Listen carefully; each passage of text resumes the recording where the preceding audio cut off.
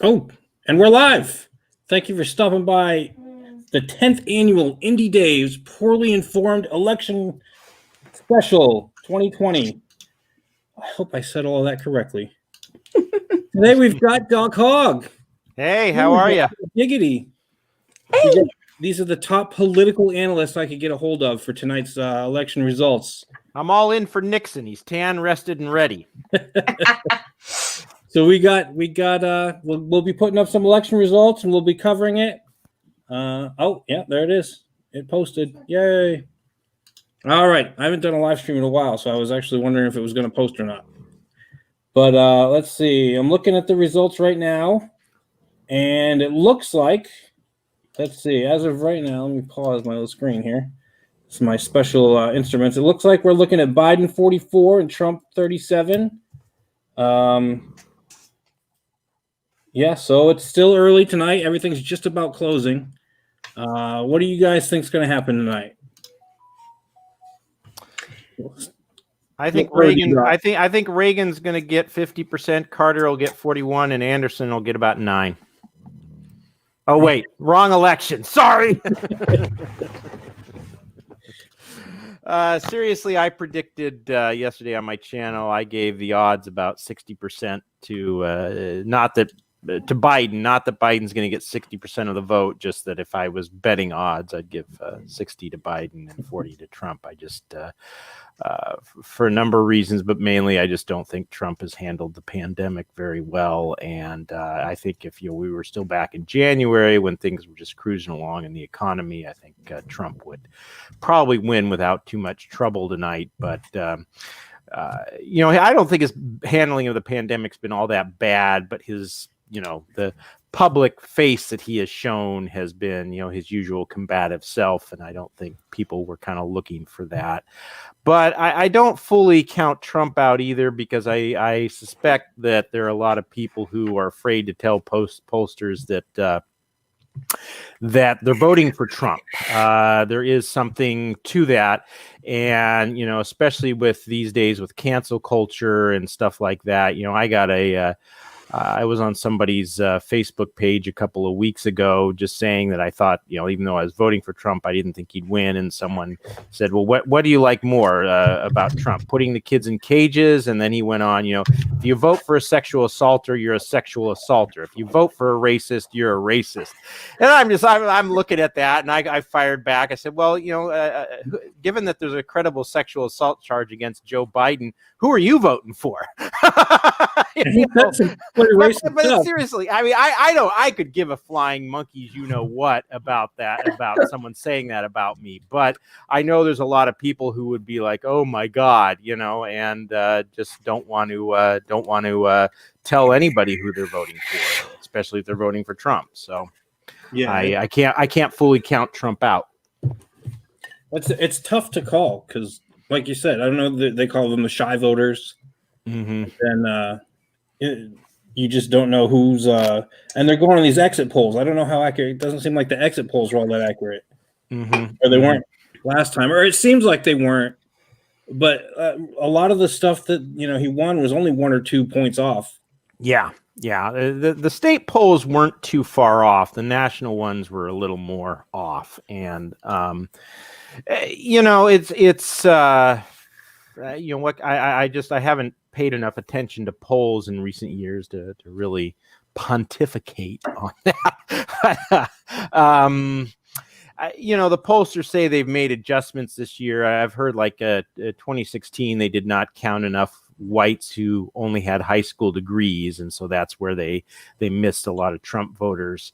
Supposedly they've adjusted. They claim they've adjusted them this time, but pollsters always say that because they want to keep the business coming in. Yeah.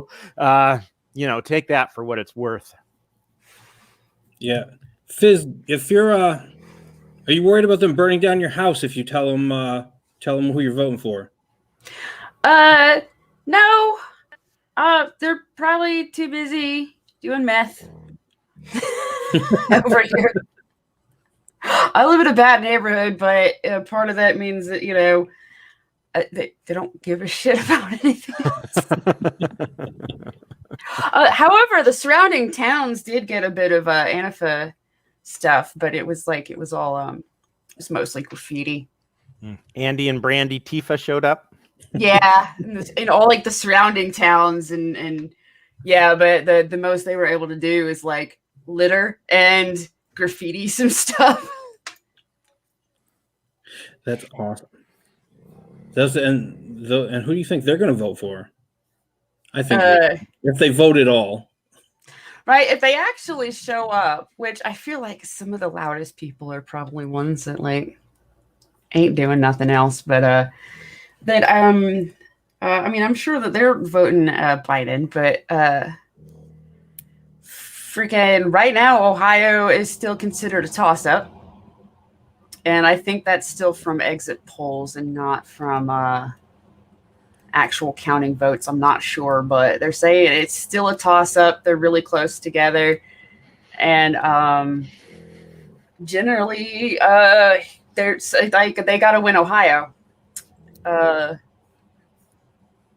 There's something about historically a Republican doesn't win unless they win Ohio.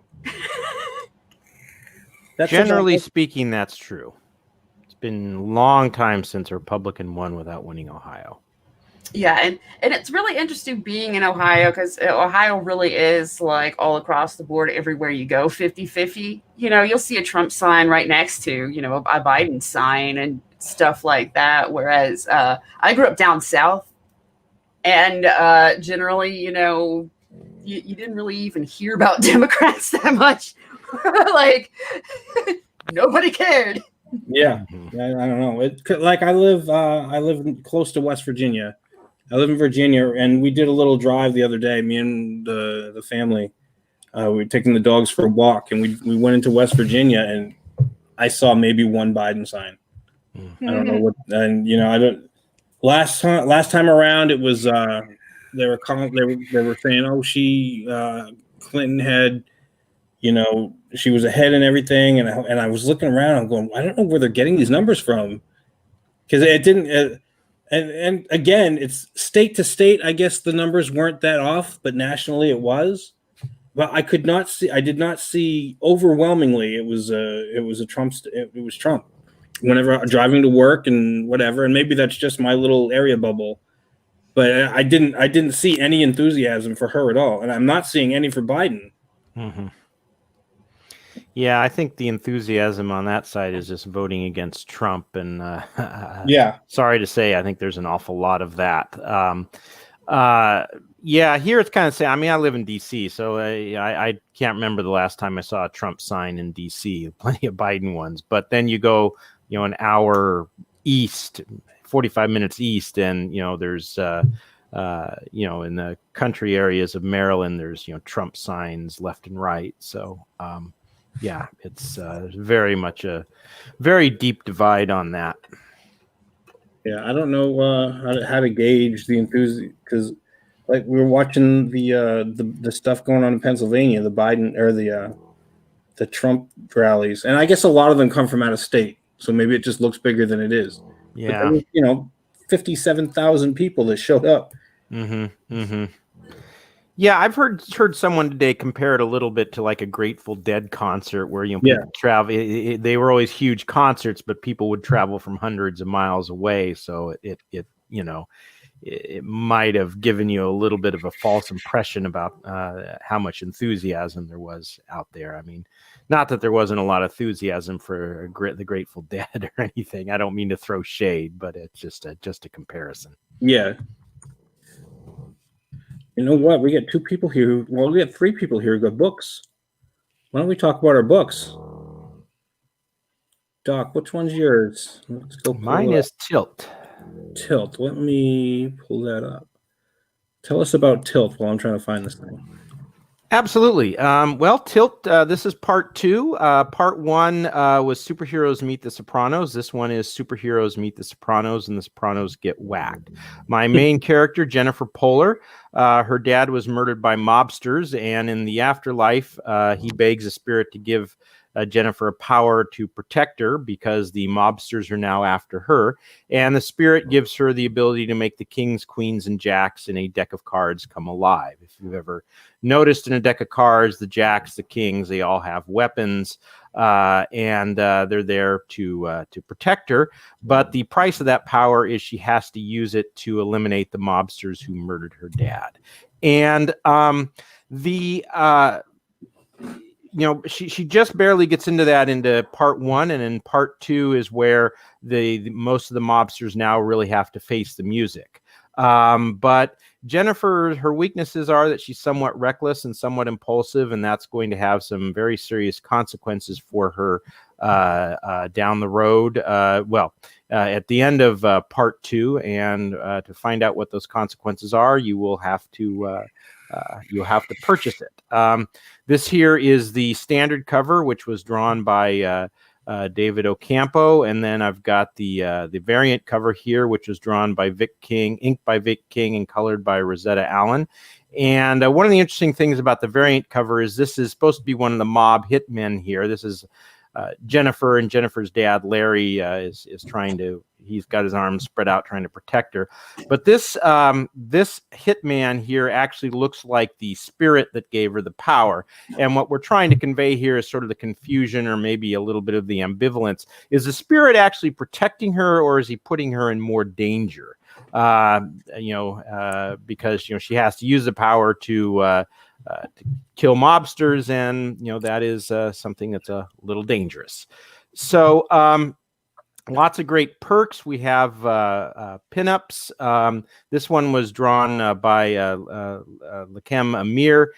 Jiggities has a double meaning here.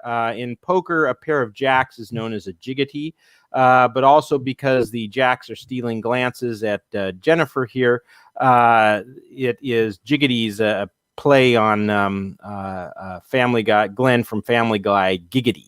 And then this is the other pinup that is for sale. They come as a package. This was drawn by a guy who goes by the name of Arch Cider, and I like to call this Jennifer with junk in the trunk. Oh, you know what? You said Arch Cider? Mm-hmm. Oh, I know who that is very well, actually. Yeah. Well, he drew some about it now, but there might be something coming up with me and Arch Cider, actually. Oh, fantastic. He drew some fan art for me last time, and I liked it so much. I said, let's make it part of the stretch goal, and we worked out a price, and he came back for this one. And then there's going to be a special deck of cards as well. This is the what's going to be on the back of the deck of cards. This was also drawn by Vic King and colored by Rosetta Allen, and the graphics were done by Lenore King. And let's see.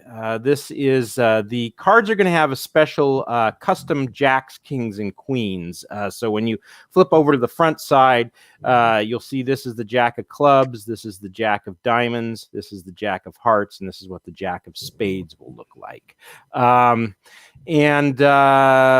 These were drawn by and colored by Jeff Craven, who did my variant cover last time. And then Lenore King did the queens, the queen of clubs, queen of diamonds, queen of hearts, and queen of spades. And Lakem Amir has done the kings, the king of hearts, king of spades, and the king of diamonds. And he's currently working on the king of clubs. I hope to have that in a few days. And let's see, what else can I talk about here? We also want to let people know that the pinups are available as posters, by which I mean they will not be folded. You can order, there's a limited number of them. You will get all the pinups as posters, so no folds, no creases, that will be available this time. Anything that not only the 2 that are for sale, but the 2 that are part of the first stretch goal, plus the 3 from last time as well. These 3 here from last time, so possibly 7 in all. And these are the ones that are part of the first stretch goal, the queens, and an extra Jennifer here, all drawn by Lenore King, and the virgin version of the standard cover. If we go beyond that stretch goal, there will be trading cards. I'm going to have Lakem Amir and Luke Stone work on those soon. And let's see what else we have. We still have quite a bit of art for sale. The variant cover, both the inks and the colors, the deck of cards, the inks and the colors, All of that is for sale. You will not only get the art, you will get all the perks. So 2 copies of the physical comic, the standard and variant cover, the digital copy, the pinups, and the deck of cards will come with these. And there is also let's see what else. Oh yeah, the art from the reissue cover for number 1 is available as well. And then there are still a couple ways to get drawn into into issue 3. You get one is you get to play cards with Jennifer, and you will get whacked. You're basically going to be a low-level mob thug, and you'll lose a hand to Jennifer, and then get killed. The second one is you're going to be a thug. You're going to be kind of the thug who's a friend of a thug who attacks Jennifer.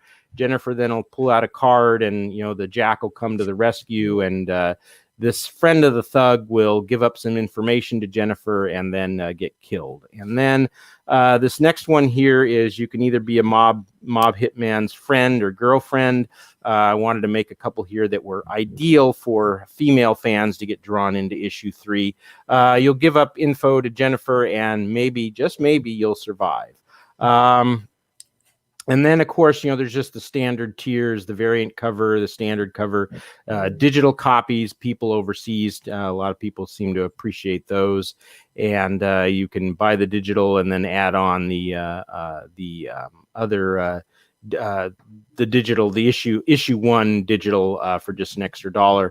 And then there's, of course, the both covers. I'm going to be in the next couple of days, I'm going to start putting up some pages from Tilt here as well. But if you back Tilt, you are always the first to see the new art. I send that out before I put it on the screen here, but I'm going to start showing some pages. And I've been a little bit remiss, unfortunately, on getting my video, YouTube video for here finished, but that should be coming up soon. And again, if you back the comic, I will give you a sneak peek of that before I put it up here, but that should be coming in a few days as well. So lots of action this time, way more than there was in Tilt Part 1. And 42% of the way to my goal, with really barely a quarter of the campaign over. And so yeah, pretty happy, and only $4 away from 43%, which like I said, it's looking good, and yeah, please do back it. Cool. Yeah, you guys need to check this out. I remember I had you on when we did the first one, and I really love the concept of the cars and poker and all of that stuff. That was our guest star. It just ran by me. That was my daughter. Was he the one snoring earlier? No, that's probably my dog who's still snoring. Ah, okay. That's one of them. Yeah, that's one of the hallmarks of this show is my dog snoring in the background. That's me too. Usually Lobo starts snoring too. He's so loud. All right. Before we jump on to Peregrine, actually, let's finish Tilt. Yeah, Tilt was. I love the concept. It was really cool. The art's amazing. It looks like a really good book. Everybody's watching. You definitely need to check this book out. There's a lot of good stuff going on here. So before we get on to Peregrine, let's see what the election is looking like right now. Let me see here. Let me share my screen.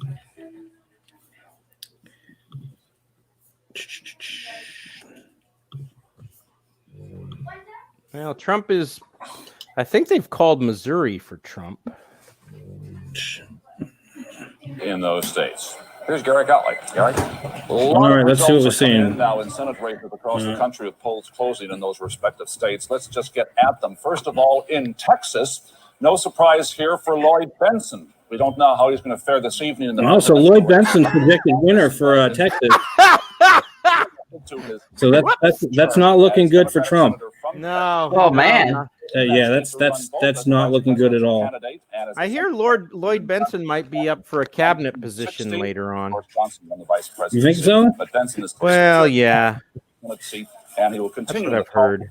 Of chairman of the finance. All right, I want to know who's Pennsylvania. We can now make a projection. Oh, here we go. Pennsylvania's the big one. will Oh, be just for the returning Senate. to the United States. Yeah. Looks like they're Moving getting on to Hines for Maryland, Pennsylvania, the so that looks Democratic good. victory there. It's a grand night for the incumbent. Paul Sarbanes, the Democratic senator from From Maryland. defeated, All right, so they're calling these Alan states Keyes, easy. a conservative Republican, a black, intellectual, let's see. very articulate candidate. Oh. Ronald Reagan campaigned for him, but Sarbanes won and is being returned to the U.S. Senate. In Tennessee, another incumbent enjoys victory tonight. He is Jim Sasser, going back to the Senate for his third term. No real problem there. There it is. Going on to Missouri. All right, we'll come back to that one later. Let's see. All right, so Fizz, why don't you tell us about Peregrine, and I'll bring that one up. Oh boy. I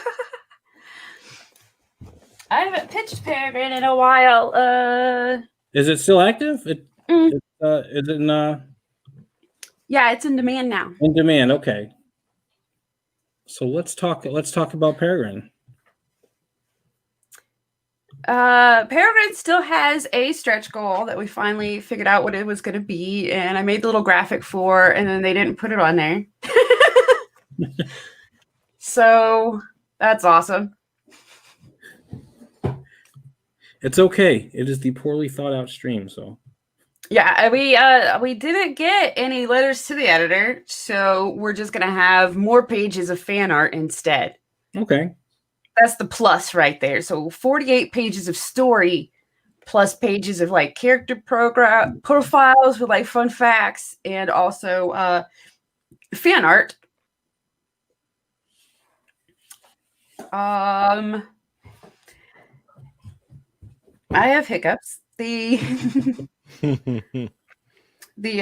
Preston painting, the original painting, is still available. It's still there. The sketch for the painting went fast, but the actual painting for this cover is still available.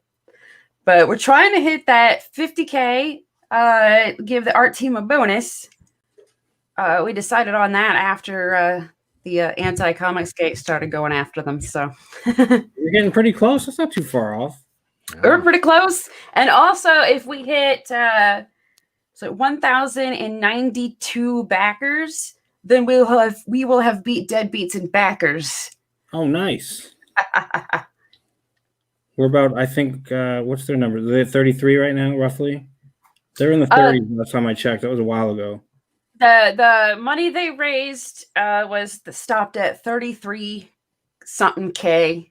But their backer numbers stopped at 1,091. So if we get 1,092 92 before we stop, rolled over. yeah, then we beat them in funds raised and backers. Cool. Yeah. Well, she wants to go outside. I don't know if you heard her, the other dog barking in the background. So cute. There she is. She wants you to notice her. All right. So we got some really cool. Who's the artist on this one? The line art is Ian Warrant. No, wait, no. My brain is dying. Line art is Doug Franchen for interiors and the standard cover. I think he did the colors on the standard cover as well, but Farah Normaliza is the colors for the interior. And she is almost done. Getting pretty hyped. We're getting down to like nitty-gritty details, couple pages left. Cool. I think like 8. I think 8 pages are left for color. Sweet. All righty. So tell us, what's Peregrine about? Peregrine starts you off after a cataclysmic event decimates the hero population. I need to find the colored version of that one still, and that one, and put them up there. We were going to do another update soon, and we were gathering stuff for it, but yeah, it puts you at the end of one of those. So the hero population, although it's been established that, you know, there are people with powers and all that good stuff, has been pretty decimated. And she happens to be the daughter of the world's most famous. He was actually kind of the first superpowered person to step out and be like, "Yep, I got superpowers and I'm using them to save people." So he ended up being the most famous, and she's kind of living in his shadow, and is very disinterested kind of in the whole superhero gig, because both her parents were heroes, and so there wasn't much time for family. So she saw it as something that, you know, sucked in a way. And so even though she has powers, you know, she didn't want anything to do with it. She's going to college. She's going to be a normal girl, and, you know, screw that superhero stuff. You know, my dad can do it if he wants. But he also gets taken out by this big event. And that's where it officially starts you off. And so immediately, like, all eyes are kind of on her. And she, you know, so there's kind of like this, she's feeling like this pressure. Mm-hmm. And she's kind of like, well, I don't, like, you know, just because this happened, I don't want this forced on me. Yeah. And so book one, each book is going to have like, a beginning and end kind of story, or at least a conflict gets resolved. However, there's going to obviously be a bigger overarching story going on that you would, you know, get issue by issue. So this one right here, kind of, you know, this one is, well, what's she gonna do? Mm-hmm. How's she gonna handle this?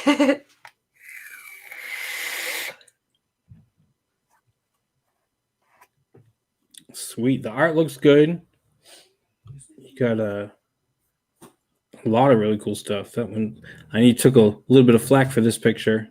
Yeah, that was one of the ones. That is the Ian Warriento. I think I pronounced that right. That is his art, and Farah colored it. And it was kind of a quick-ish drawing. Mm-hmm. To kind of do a color test of, you know, these are the colors we picked, Farah. How are these colors and this kind of like material gonna look on her? And let's try this out. And we liked it so much. We were like, well, this shouldn't just sit there as just a color test. We put a background on it, and this is gonna be, you know, a print because it's awesome.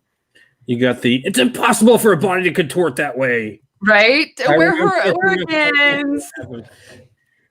Have they even ever seen a woman? All of that. Yeah, she got slapped on that, what is it, Reddit, men drawing women. Nice. That's more attention. Yeah, I was like, we had slowed down at that point, and backers started picking back up a bit. I believe she's what, or like that, that Reddit and everybody on Twitter is what actually pushed us to the 1,000 mark. That's awesome. I love bad publicity. Right? And that's when we decided, we had, I think it's still a question mark on there right now, the 50K stretch goal, and it was question marks, and it was 50K is a big deal. If we reach there, we should make it, you know, a goal. But, you know, we have plenty of time because we're, you know, down here and we haven't even done this, you know, stretch goal yet. So, and after all this happened and we started getting closer, that's when we were like, I know what the stretch goal is. We'll just make an art team bonus out of it. And so they get, you know, besides their asking prices and stuff, they get bonus. We're going to give it to the art team. Cool. They did a good job. Everything looks good. I need to get Sweens to poorly draw a female so that we can get more stuff for Oddity. That's how to do it. Yeah. That's how to get eyes on it is AAT. Unfortunately, sometimes it takes that negative, and I don't like to go negative for anything, but sometimes you got to use it when you get it. I would never try to go negative on purpose, but if it happens, like we got a little bit with a certain guy who he said our concept was shit, or he said the book was shit, and and all kinds of stuff. And I was like, oh well, hey, thanks. He gave us the attention we wanted. We got a little boost from that. Nice. Yeah. The only bad was it like no publicity. Publicity is bad publicity, or something like that. Yeah, because even if it's controversial, controversy means that people disagree, and it might get in front of people who agree in your favor. Yeah, and we were super flattered. Renfamous, I think, was the first person to run around with that one print, and we were pretty flattered that she had to scroll past everything else. Yeah, to get to that new picture. Yeah, to find that one picture, and that was the one that she went with. Like, oh, well, that means, she couldn't find anything wrong with the entire rest of the pictures on the campaign. And that's including Preston's painting. That was on there too. Yeah. That one's freaking awesome. That one's really, everything. It's all the art's good, but that's a really good, this is really neat. Who did this one? That one is they just go by an @ and it's like @ H Senpai, I think, or something. Yeah, H Senpai 9. That's somebody Scott knows. Mm-hmm. That I think had done fan art for Door Kickers or something for Scott, and so he asked him to do a manga cover thing. It looks really cool. I really like it. Nice. Right. So that was pretty cool. Oh, let's see. Who do we got here? We got, just to call everybody out, we got Rare Logic here in the chat. We got Natsu Dragneel, who I know very well. We got Blackout, Cab Caberson. I want to thank you guys all for showing up. Let's see. Before we check out Oddity and see where we're at there, let's see what we got for other election results here. Let's see. I think we've got some surprises as far as how all that's coming out. All that election's coming out. Let me see here. I know that they were posted that they had counted all of them for, I can't remember which state. And Trump had the most, but then they put the check mark by Biden saying that Biden won the state, even though the graph was way shorter than the other. The social media gods say you're not allowed to say Trump won. So, that's how that's going. Right? It's just funny. Let's see. So, let me do. Not gonna lie, I wouldn't mind if Kanye won, because I think that would be hilarious too. We were talking, we're like, because they're expecting riots and civil war and everything when they're expecting riots and civil war and all that when if Trump wins, and what's going to happen if the Libertarian wins? Everybody's just going to kind of look at themselves and maybe just walk away. Go smoke a bong, Oh, yeah. I did. A dream came true. What? I'm looking at my son brought me up something, and somehow the Illuminati connected to my stream. What? It's the description. And it's not even a description, it's an auto-selected description. Nice. That's crazy. All right, let's see. So let's look at these results here. See what's going on. I'm going to go back down now. Let's see what we're looking at. All right, it's projected winner.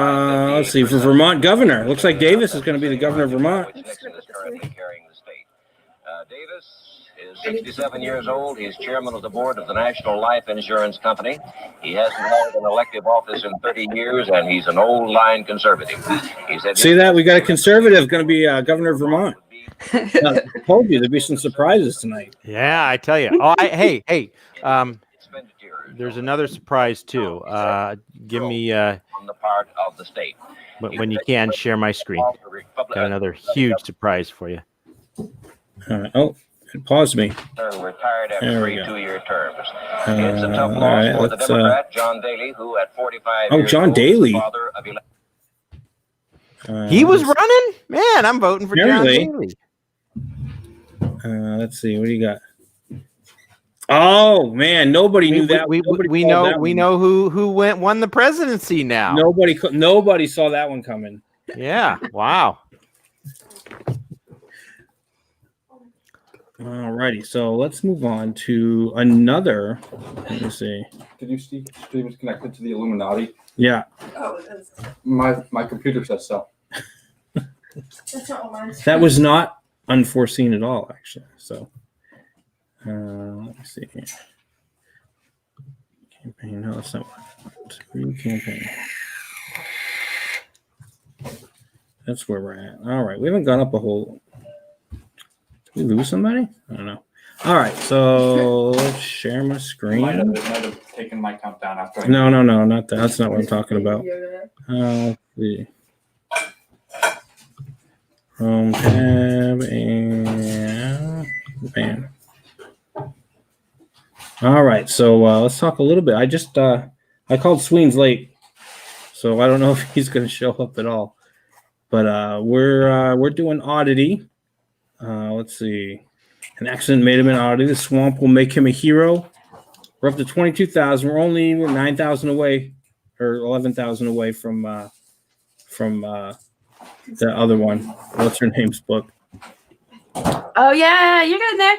Yeah, we're getting there. We'll get there eventually. Probably, maybe. Sweens is cranking out them pages. And we're getting new ones every few days. He works as hard as we can. I gave him a lot. I'm the writer. I gave him a lot to draw. So let's see. We had a whole bunch of other stuff, but we wanted to make sure all the numbers were good.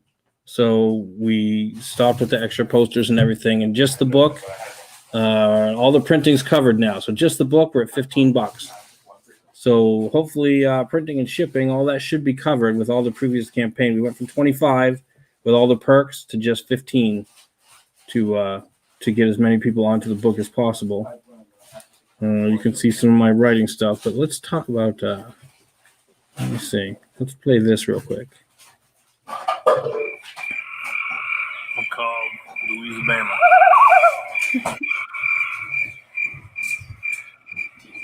Today.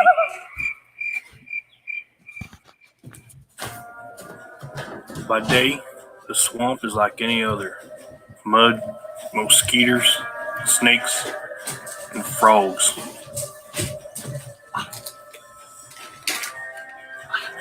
But at night, the swamp is foggy and black as pitch. During springtime, the sound of the peepers is usually enough to almost deafen a man. But on that night, there weren't but silence. That's how I knew there was demons about. Then something moved in front of my spotlight. I think it was stalking me the whole time. I saw it with my own 2 eyes.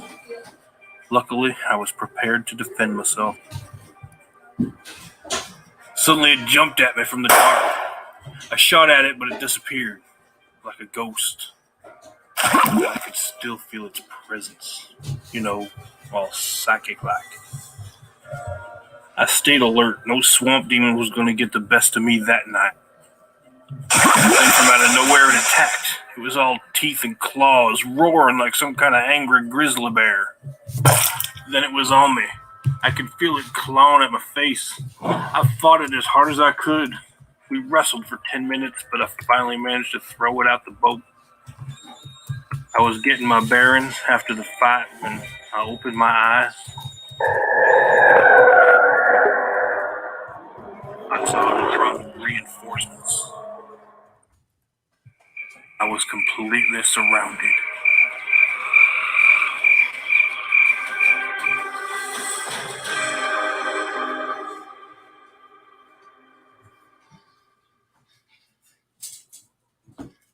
Yeah, we got Billy Bob Thornton to do the voice for that. He owed me a few favors.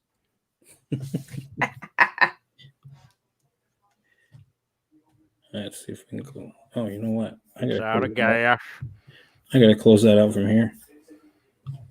There we go. Yeah, so we're working. It was originally supposed to be 48 pages, and due to a little bit of a snafu with tongue what was that? Oh, do a little bit of a snafu with counting and paying attention. I think we're going on 56 pages now, but we're All done. right. I mean, we're done as far as the story's done at 56 pages. So that's kind of contributed to why we're late. I wrote too many pages for him because we were planning on 48, and then I lost count when we were doing some of the thumbnailing. And by that point, it was too late to cut stuff out. So I gave a little extra work to Sweens, even though he's the one paying me. If your stream is directly connected to the Illuminati, would that mean that whoever you decide wins is actually the winner? I hope so. I'm calling Illuminati as the winner. Whoever wins, it's the Illuminati. That's the real winner. All right.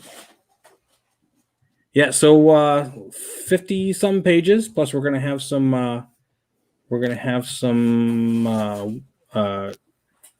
fan art, a few fan art pages for everybody kind of get a grip on, get their teeth into.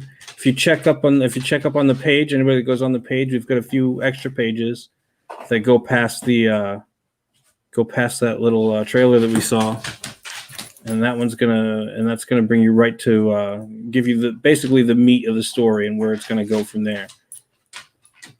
And we got Sweens. He did a great job on doing a lot of this. He did a lot of this before I scripted anything. So when I came on, there were already 14 pages done, and he needed I guess his other writer backed out. So I came in and I had him rearrange some of the panels, rearrange some of the pages, and then wrote the script. And that's a little bit why we're kind of unorganized. The next book, I've started that one as far as just outlining it, and that one will be solid right from the get-go. There's going to be no confusion about what's going to happen and how many extra pages and that kind of stuff. If you had backed before now, you could have got this cool Ethan Van Sciver Cyberfrog cover painted by Kyle Ritter. And that is freaking cool as hell. But I think we'll have that as some posters. I think he was talking about making that a T-shirt. Ooh. Yeah, so that's we're gonna have that one done up. And then let's see. One of the perks was also these, which were kind of expensive to make, but we got these little figurines, which either you're gonna be able to color if you want it, you're gonna be able to paint it. We're gonna make that available, or we'll have it pre-painted and it'll be delivered in parts, and you'll be able to put it together. And this is one of just the before. I think they've added some stuff to it, some like little mushrooms and other stuff added to the base. But that's going to look super cool sitting on your desk. These are some of the bad guys he came up with, and this guy here is going to be kind of like our Venom. That's nice. Venom or Carnage? Yeah, it's colored like Carnage. Mm-hmm. But as far as like, I guess if you were to do like a close like enemy kind of thing, that would be close. That would be more or less what it would. But I mean, it's all they're pretty much the same. But yeah, I mean, basically, it's not to say it's not like a parasite or anything, but that's his essentially his going to be his arch enemy, his arch nemesis, and that's his buddy there. That one was what did we call them? I think we called him Toxin, and this guy was Snapperhead. And let's see, there it is. There's all the little pieces that you're going to get in the package if you got the little thing, the little toy. Also, we got this drawn by Donald T. DeLay, and we've got Shinobi Sasquatch and Dr. Black from Monster MD, and we got a little Team Monster pinup that's coming with that comes with all the books before the 15. Some of the other art. One of his friends was an artist for Adventure Time, the TV series, and did that for him. And then here's one we got. Miss Sashi did this pinup for us, which is freaking awesome. I wrote a scene in with the little frog after she drew the picture, and then we had to cut it because it was too many. It was already too many pages. Maybe we'll sneak them into the second book. All right, and we got the pins, and we got these really cool patches. These I'm really excited about. They came out awesome. So what about your hand-drawn bookmark? I didn't do a hand-drawn bookmark. What about your MS Paint one? Did you do one? No. You did. Oh, I did that one, but that's not going anywhere. That might actually make it as a card because we're working on the cards too. Let's see. So 20K stretch goal was these patches, and that's Oddity. Yep, we're up to. Let me see here. Let me pull that up. We are currently up at 22,816, 465 backers. So we're pretty excited, and hopefully everybody that's watching will check it out. Get themselves a copy. Get themselves a copy of Peregrine and Tilt. And oh, Cal's here. There we go. There he is. Oh, hi. I didn't see you there. Hey. Did you just get back from road construction crew? What are you wearing there? Yeah, been out constructing roads and the like, and here I am. I didn't even bother to take a shower on my way in, so. How's it going, Cal? Who's your state going for? I'm in Arizona, and I don't know about my state so far. But my county is over double Trump for Trump right now. So nice. The nice thing about being in DC and voting for someone like Trump is I can actually see my vote on the TV screen. Look, Mom, it's number 11. Yeah, right. Yeah, we had like 100-mile long Trump caravan on Sunday in my county. So I know my county is going to be Trump. I'm pretty sure the state's going to be Trump, but I don't know. Cheating's a big thing, so who knows? Yeah. I don't know how much to count it. Okay. Man, dude. Well, I'll be surprised if they don't call the Florida for Trump within the next half an hour because I've been looking at the numbers and he's got a it looked like it was a 400,000 vote lead, I think. What's the how many is yeah, well, more like 350,000, but yeah. How many will that catch him up? How many is in Florida? How many electoral? 29. 29. So that's not quite, but that's a pretty significant jump. He definitely needs Florida, but whether he can, he's still going to need Ohio and at least another state like North Carolina or Pennsylvania, and North Carolina is not looking well. Trump's narrowing it a little, I think, but not looking great still. I think George might have Ohio. I sure hope so. Yeah, I think he might have Ohio because for some reason it's saying that Biden is like half the votes are in and that Biden's leading by a little bit. But if I go county to county, every county has Trump in the lead. So all right, I'm going to the chat. Who's our Ohio guy? Our Ohio people in the chat. What's it looking like? I'm calling it now. California's going for Trump. I think that's definite. I think it's definite. Well, we are all comic book people. We're all about alternate universes. So why the hell not? I don't know. I think California itself has made a good campaign in Trump's favor. I think if there was no cheating, I think there would be a good chance for California to go Trump. But I know that voter fraud is a huge thing this election. So now the problem is that California has driven out so many people who earn and families who earn between 40 and 80,000 a year in the last 2 decades, and that's a huge bulk of your Republican voters right there. Right. Yeah. So that's what's happened to California. True.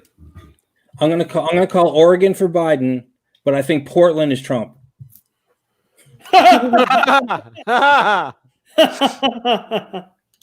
Portland doesn't have a brain collectively, so they're Biden, obviously.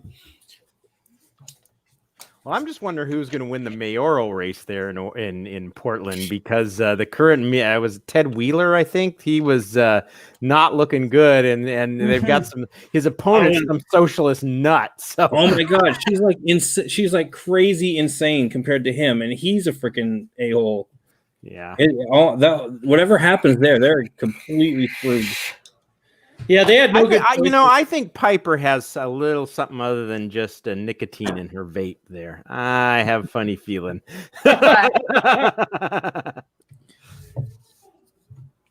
Just saying.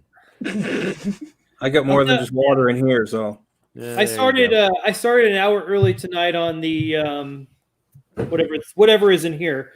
My anxiety level was through the roof. My wife's like, "Honey, it's going good," and I'm like, "No, I need to know for sure." yeah, I was relatively confident going in, but Yeah. I'm not so sure now. Yep, no, I'm the same. I went into it thinking, no, this is going to be great. On my other Twitter, my alternate Twitter account, I actually said, I call it now. Trump's going to win by a landslide and the popular vote. And then I start seeing the numbers, and I'm like, why God? That's all I say. Yeah, well, hopefully. I mean, hey, everybody should. If you haven't voted everywhere on the West Coast, I don't care who. Honestly, I don't care who you're going to vote for. Make sure you at least go vote. And if you cast in a mail vote, well, that's already in a gutter somewhere, or in a shredder, or Yeah, burned right. in a dumpster, or something. So it's too late for you. Go to the polls. That's what I did today. We went to the polls. I wasn't allowed to let my shit get lost in the mail. Can you turn in mail-in ballots at the polls? Yes, in some places. Depends on the state. My son has decided he's going to contribute. Can I? You've already are. Be right back. All righty. So let's see. I think Cal has a book too, doesn't he? That's right. We do sound the same on. Cal, do you have a book? No, I don't have any books. You're not here to pitch a book. What? What's a book? I don't even know what that is. Yeah, I'm the writer and creator of Shinobi something or other. I don't know what that is. There we go. Let me see if I can find it. Sure. Why don't you? I'm looking. There it is. There it is. Just don't go to the comments section. Don't go to the comments section. We try to keep updates as much. I try to update at least once a month or as stuff comes in. There we go. All right. Yeah, I don't go to my campaign nearly as much as I should. Let's see. Let's do this and push another button and boom, here we go. And there it is. Why don't you tell us about this Shinobi Sasquatch guy? Well, you see, there's a Bigfoot in the Pacific Northwest who's also a werewolf and also a ninja. And he has learned of a plot to overthrow, to enslave the citizens of the Pacific Northwest and turn them into a mob of zombies to take over the planet. What I didn't know when I was writing this script is that there already were a bunch of zombies in the Pacific Northwest. I don't know if you can turn a zombie into another kind of zombie, but yeah. I didn't know that. So the script, let's just assume it takes place sometime before 2020. I think we have to assume everything takes place before 2020. Yeah. So I got a question now. We're going to jump back to your book. Is a prediction. Do you think after in 2021 all the new comic books are going to be drawn with everybody wearing masks? Because otherwise, how is any comic book going to be accurate? Right. I think we're wearing masks. I think for DC and Marvel, yes. I don't know if you guys have noticed, but like on Hulu, I don't know about Netflix because I canceled my Netflix account. But on Hulu, like the new seasons of shows there's like a picture of the whole cast wearing surgical masks. I'm like, you guys aren't like selling me on your show right now. Seriously, like Superstore, I thought that show was funny. It was starting to get a little bit too woke, but I was going to try the new season, and then I saw the picture, and it was the whole cast wearing masks, and I'm like, okay, I'm not going to watch you now. So what else? What else is there? They forgot the escapism part of escapism. Yes, exactly. There's no escapism in the escapism in 2020. You have to like be constantly reminding all of your readers, viewers, etc., of all the crap that's going on in 2020. Like what you know the whole thing back in ancient Rome, like bread and circuses. You you feed the people, you entertain them, and then they like forget about what's going on. American like politics didn't remember that. Like you need to actually distract people. And if Trump wins, that's the reason. It's because entertainment didn't do their job. Entertainment didn't properly distract people. Yeah, this is This year it seems it mostly pointed out the problems. yeah. I can't even imagine. It's just weird to imagine watching like you're right, like CSI or one of those shows, and everybody wherever they're going has to have a mask on in the show, even if it is accurate that that's what society is now. I can't imagine wanting to watch that it just brings it home so much worse. You know what I mean? You get the cop running after the helicopter, jumping on the skid, adjusting his mask with his other hand. Yeah. I was playing Watch Dogs Legion the other day, and I didn't buy it. I'm getting Cyberpunk and Assassin's Creed for Christmas, so I'm just renting Watch Dogs, for the time in between. And a bunch of the masks are all just surgical masks, and I'm like, you guys, come on. Just let me like put a pig head on, like crying out loud. Just stop giving me that option. My daughter was playing a game, like a little kid's game. I forget what it was. And it was Animal Crossing.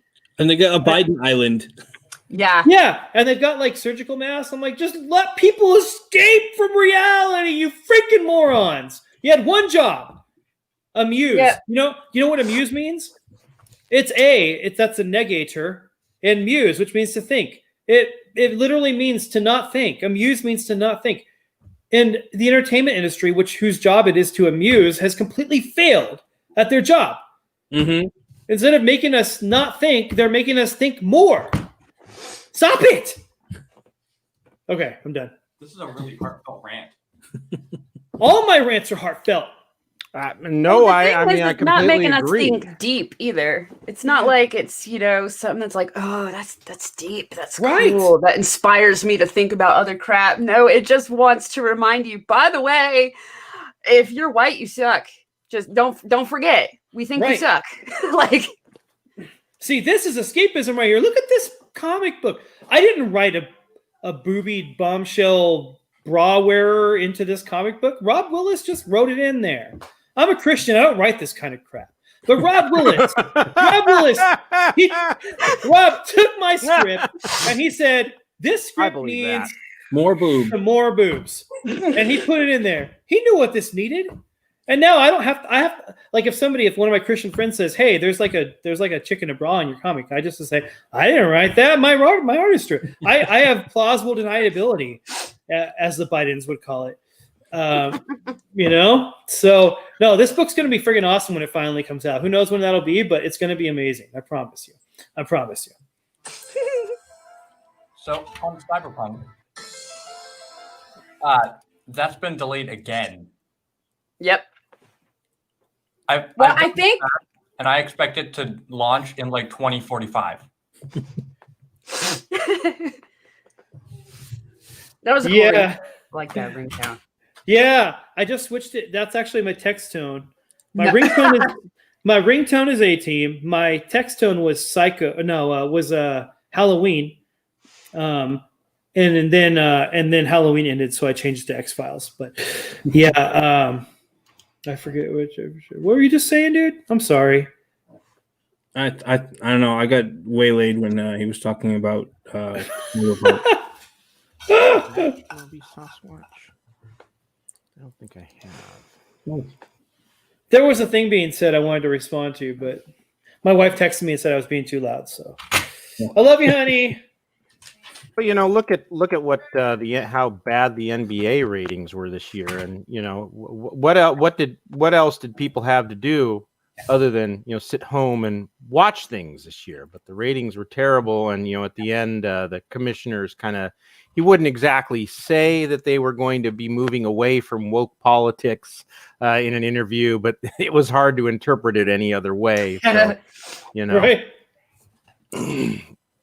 Ultimately, it comes down to money, and as much as they like to virtue signal, I think eventually they look at the bottom line and they're like, "Yeah, that's not working out for us." Well, of course they look at the bottom line. They certainly didn't take a stand on China. Yeah. Oh my God, yeah. When they weren't going to let that. I mean, China, whatever is going on with blacks here in this nation, believe me, take a look at what China's doing with the Uyghurs, and Right? man. The Uyghurs in was it Taiwan and in Hong Kong. Hong Kong, that's what I was. Hong Kong, yeah. No, Taiwan's still an independent country. Yeah, China wants it back, but yeah. So I was thinking of Hong Kong for some reason. I got those mixed up. But no, you saw like they could put White Lives Matter or Black Lives Matter. Yeah, they could put White Lives Matter. In China, they don't. No, they can put Black Lives Matter all over their stuff. Football, they can put a freaking convicted rapist name on their helmet. But God forbid they say anything about free Hong Kong. Yeah. I mean, a big thing in the anime community got a bunch of people pissed off because they said something about Taiwan, and China got on their asses. Well, it's because all of them message boards are run by the Chinese. Yeah. They got in trouble for saying that Taiwan was a country. Which objective truth is objectionable now. Mm-hmm. the weird thing about that is they got in trouble for YouTube analytics. So it wasn't really their fault. Yeah. Yeah, I think it's time to check. I think it's time to check the polls again. So all right. So let's see what's going on. Let's see. What is that? Let's see what's going on here. Hold on. Let me share my screen. Let's see. There we go. Oh, they're in Dallas right now. Process in the country, we think, with people getting involved, with politicians talking about issues. I believe CNN has reported that among all voters, the majority say the chief issue in this election is the deficit. That wouldn't have happened without Ross Perot. There wouldn't be an emphasis on election. That's crazy. I would have thought that it would have been the coronavirus. The deficit didn't seem to be on anybody's mind in the polls earlier. Right. Yeah. Mr. Perot is having dinner with family and friends, and we expect him over here at the launch party later tonight. Back to the national desk. Well, thanks, Tony. There's already been a dent into his call for 50 states. Yes, Ross Perot said he would intend to sweep all 50 states. He's obviously not going to do that. The question is, will he win any states? And there's another question. Will he come in second in any states? There are two parts of the country where he could do that. Man, I was really pushing for Ross Perot this year. We'll be watching. It has not been decided. People who are looking ahead to what they hope will be a All great right, there's no numbers. Let's see. Yeah, there's no numbers right now going up. Ian Miles Chong is saying there's a 300K lead, Republican lead in Virginia, despite Fox having called Virginia for Biden they called 40 minutes ago. They called it with a check mark next to Biden's name, and he had 29% to 60-something%. Yeah. Don't listen to any. Fox is in the bag now. They were the last holdout for conservatism in the mainstream media, and they recently just, other than Tucker, they're gone. So don't listen to any of the mainstream media anymore. They're all bought and paid for. Yeah, it's actually, let's look at the real numbers now. Actually, let me see. Should I drag my chair so I'm in your camera? No, you should not. Let me see here. There we go. No, that's not it. Damn it. What did I do? There we go. Let's look at some of the actual numbers now. That don't look good. Stop it. But a lot of I'm pretty sure Florida, Georgia's probably going to go Biden. I'm almost positive that Florida's going to go, and you'll get Texas. Once the numbers start coming in, and I'm not going to call it for anybody because I honestly don't know. I was pretty confident coming in that it was going to be a lot more red, but Your stream connected to the Illuminati, so you should know already. yeah, well, they haven't emailed me yet. I should probably check. They haven't sent me a Twitter. I think Trump has Ohio though. Like, I don't know why they're putting the percentages they do, because if you look at all the counties, Well, it's early. There's only 27% reporting in Ohio, so he has an advantage in Georgia too. I mean that was 20 or so minutes ago last time I looked, but Did Trump did or Biden did? Trump did. Oh, okay, because they were all right. All right, I don't know who to believe now. Because before I was watching, they were calling Georgia for Biden. So I'm curious about this. With a lot of the false reporting that's going on, will this be 100% accurate? and we're not going to know for like at least a month. We won't know anything for at least a month of the final numbers, because they have to count all the votes that everybody cast after the election and mailed in. And then they have to count all the votes that they found in people's trunks of their cars, and they were hidden in basement and offices elsewhere. They have to count all those ballots too. And I'll bet you most of those will be written in Trump. And probably not. You know what? I said it earlier on my second Twitter account because my first one's banned right now. So why are we playing fair? Why is the right playing fair? Well, look at what's going on in Pennsylvania. Like, they're clearly not playing fair. I mean, I'm a Christian, so I can't condone not playing fair. But I'm saying, why are like all the conservatives who aren't? Why are they playing fair? Let's freaking steal it. You know, they can play fair and still just hammer the other side, which is something they don't do. That's the problem I have with the Republicans. Is I call myself an independent conservative. I don't call myself a Republican. And it's because I don't like the Republican politicians because they wuss out every single time. They don't fight. Yo, they're so wussy. They're like pansies, like to the nth degree, man. Such pansies. My gosh. I'm sorry, guys. I'm trying to tone it down. I'm drinking so that I can be calm for you, but I'm not calm for you. Nobody wants to see you tone down. Yeah.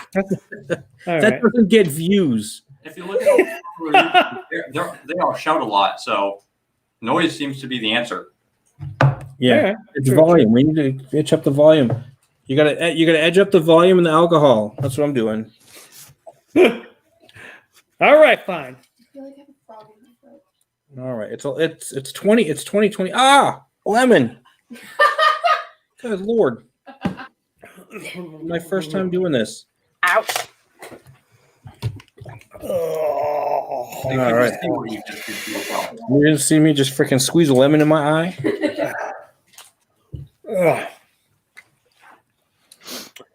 Oh, sorry. Ooh-wee. That's got a little bit of kick to it. All righty. Well, enough of that. No, I got ice right here. All right. So this is going to be fun. So what are you predicting tomorrow? Whoever wins. Are we gonna have mass rioting? When's the Civil War gonna start? Civil War started a couple months ago. Yeah. And I'm middle-aged and overweight. Who's going to be the first one who can't outrun the bullets? I don't want to. I don't want a civil war. I got lots of bullets, so I'm cool with like the Civil War marching down my street, but I'd rather it didn't happen just for the for our nation, for the sake of our nation. It'd be nice to not have to fill a bunch of idiots with bullets on their way down my street, but here's where we are. I don't know. We'll have to see. Yeah, I wouldn't mind if California just seceded from the nation and fucked off. I agree. I completely forgot that happened. If they succeed tonight, then their votes won't count. Yeah, they'll wait. California, do you hear that? You can do it now. So the whole West Coast, the whole West Coast. If you secede tonight, it's like all these. It's like all these actors. Then you can get Biden as your president. It's like all these actors and actresses who threaten to, go to Europe or Canada if the Republican wins, and then they never do it. They never do. California seceding. It's the same way.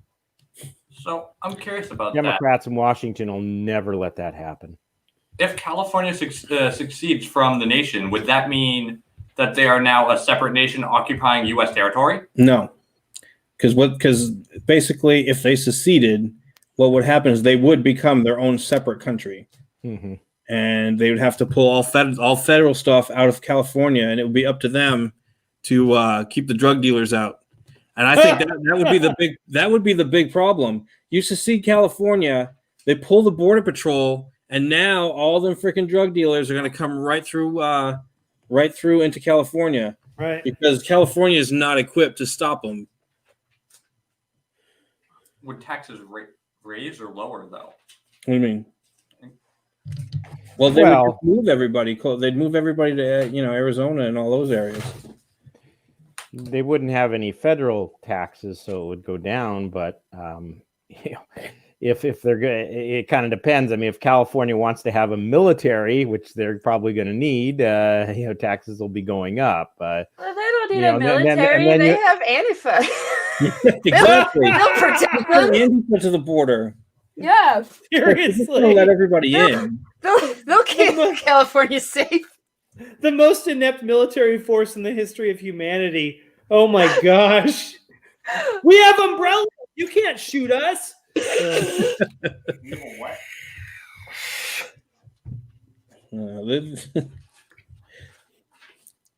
I'm watching two different ones, and they give me two different numbers here.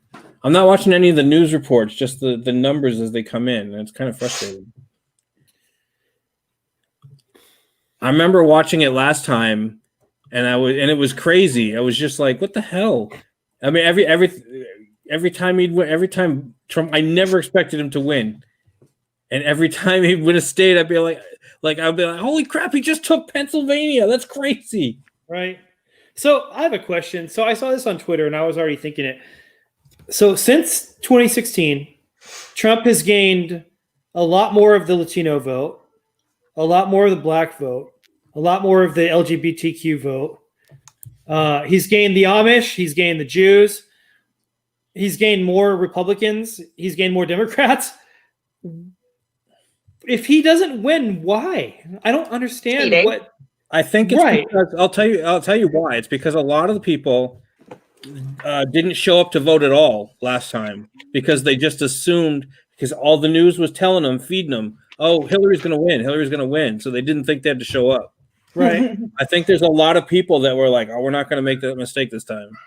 Right. But there's also on the other side, there's I think I read there's 40 million Christian voters who just sat out the last election because they didn't want to vote for Hillary, but Trump was a little too crass for them. And now those people are looking at,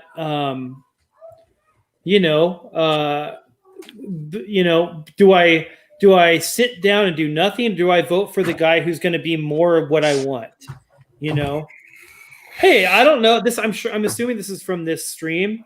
Thank you for whoever just backed Shinobi Sasquatch. Yeah, that was me. Oh, thank you. Thank you. I'm taking full credit for that. I hadn't backed it yet, and awesome. Because I was that's one of the things I was doing. I was looking over my. I have 2 accounts on Indiegogo. One that I don't use anymore, but I have to go back and check it to make sure I didn't back it, and so that's was taking me a while. Well, I wanted to give it a shot. So yeah. I've got that problem too. Is I like appreciate half of the stuff I backed is on a different account before Yeah. I started using my official account because now I have the Peregrine up there. So I was like, well, I'll start doing things with my official account so it'll get associated with, people will recognize it. Yeah. And Yeah, I'm well, like, I accidentally backed some books twice. No, I did that too. And I Thank feel you. bad because I don't want to refund it because I'm like, well, I don't want to look like a dick. I guess I'm just getting 2.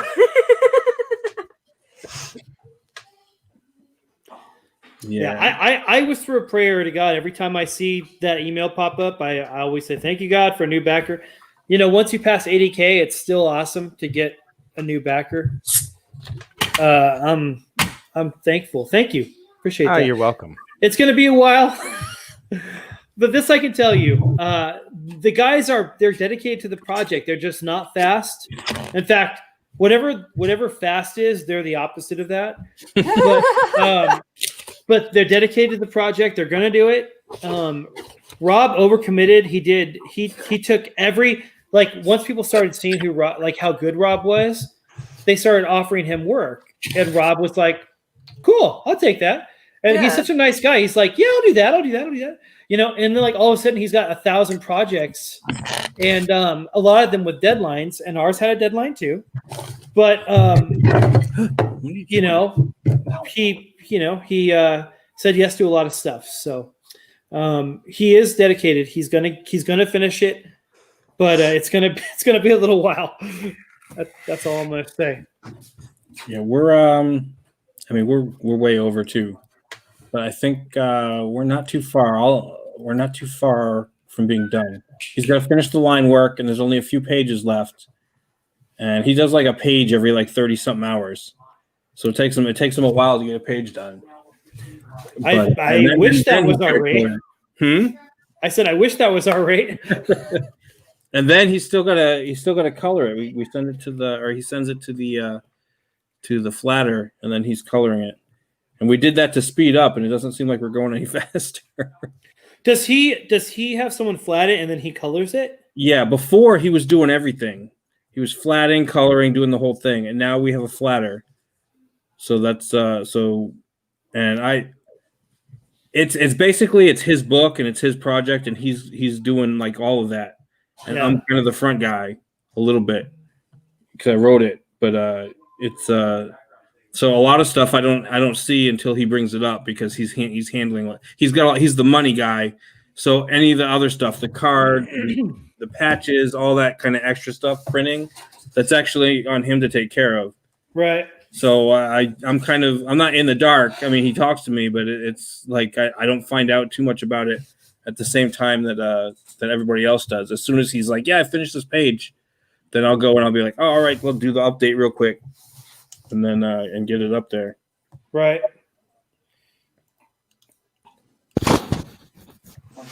Not right now. All right. So I'm looking at two different numbers, and somebody's behind or ahead, or they're just making shit up. I think they're just making shit up for.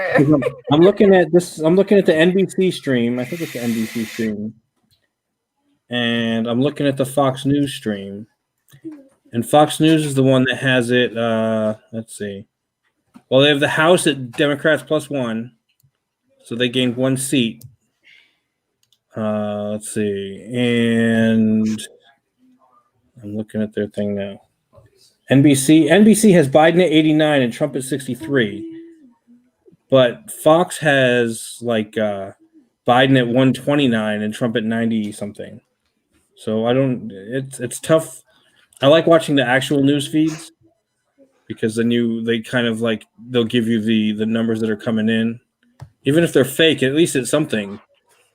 I was just watching the Ohio one because it's been refreshing. It's like they'll refresh the numbers every couple minutes.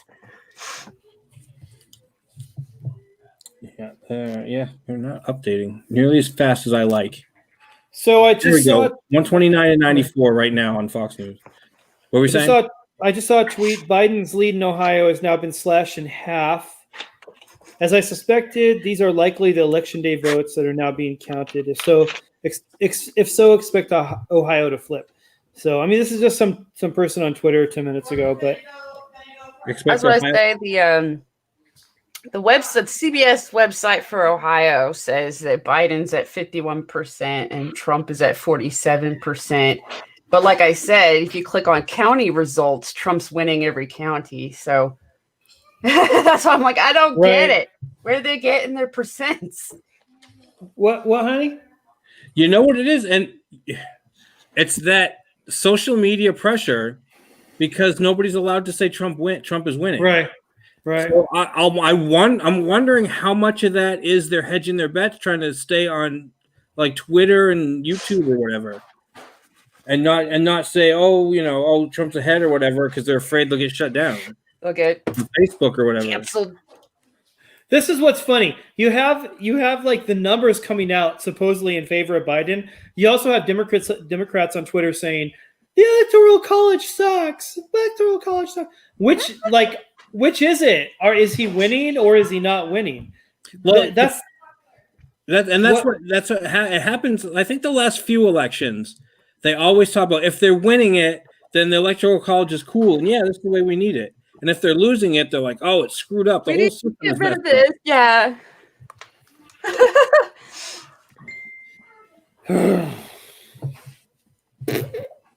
They want to put their thumb on the scale and then move the goalpost. And that's what kills me. They were doing it in Pennsylvania. They were talking about that. They're talking about the way they count the votes. And, now we want to change, we don't want to check signatures, or we don't want to do anything that would actually prove that somebody actually legitimately casted a mail-in vote. Removing the electoral college. Yeah, we were just talking about that. And Gargoyle says Texas is finally turning red. I think it's been red all along. I don't think there's any finally about it. That Texas has been worrying me. I'm gonna be honest. I mean, like, about an hour ago, it said it was light blue. I'm like, you got to be freaking kidding me, Texas? But like, Democrats have been for the last several weeks been like, we're turning Texas blue, and I'm like, are they actually doing it? But the Gargoyle's saying no. So good, Gargoyle. Thank you. Thank you for that little bit of hope, that shining beacon. I need it, man. Gargoyle's our man on the street with the numbers. So Gargoyle, I need you to keep paying attention to all that stuff. His on Instagram, I follow El Gargoyle, and he's often a source of encouragement for me.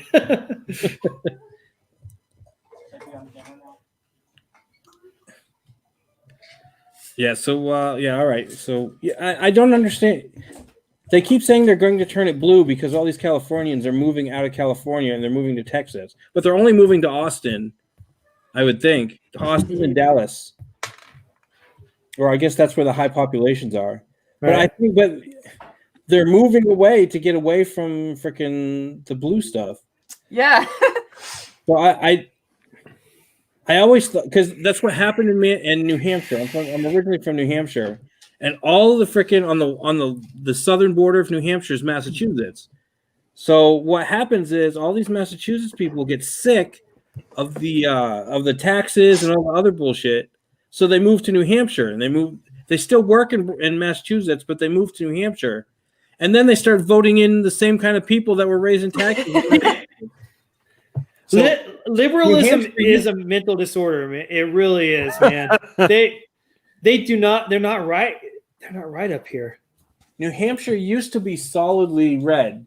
Yeah. It was pretty red. And now it's solidly purple. It's not nearly what it used to be. I gotta take that back. I said liberalism, but I was watching Tim Pool earlier, and he was saying the classic liberals are now considered conservatives. Yeah. Because the left has gone so far left, they've gone so far to that side that liberals and conservatives are in the same category now. So I guess I'll say leftism. I don't know, but it really is a mental disorder. I mean, if you think socialism will work, even though it's never worked before, in a country where capitalism has made it the greatest country on earth in 200 years. I mean, look at all the other societies that have ever existed on this planet. And America is the greatest. And it's because of capitalism. It's because they were founded on a constitution that, that grants equal rights to every citizen. If they think that something else is going to work better, what's wrong with them? Well, they can always try it out in Portland first, see how it goes. Right. They did, or not Portland, it was Seattle. Yeah. They had the Chaz. Yep. The Chaz. I think the businesses are now suing the city in that area, or suing the city. I can't remember why, but it has something to do with dereliction of duty, and that they may be entitled to damages. Yeah, they just let them go. That to me was the funniest because Chaz stands for the autonomous zone, right? I don't know the first part, but AZ is autonomous zone. I'm like, do they know what autonomous means? It means all by yourself without relying on anything else. And they're ordering pizzas and they're asking people to donate. No, that's not autonomous. That's why aren't you making the pizzas there? That's called being a drain on society. That's what you already were. So what's the difference at this point? Now, so the Chaz declared themselves a separate country, didn't they? Yeah, and then they wanted the ambulances to come in and the cops to come in to help them when people were getting shot. Right.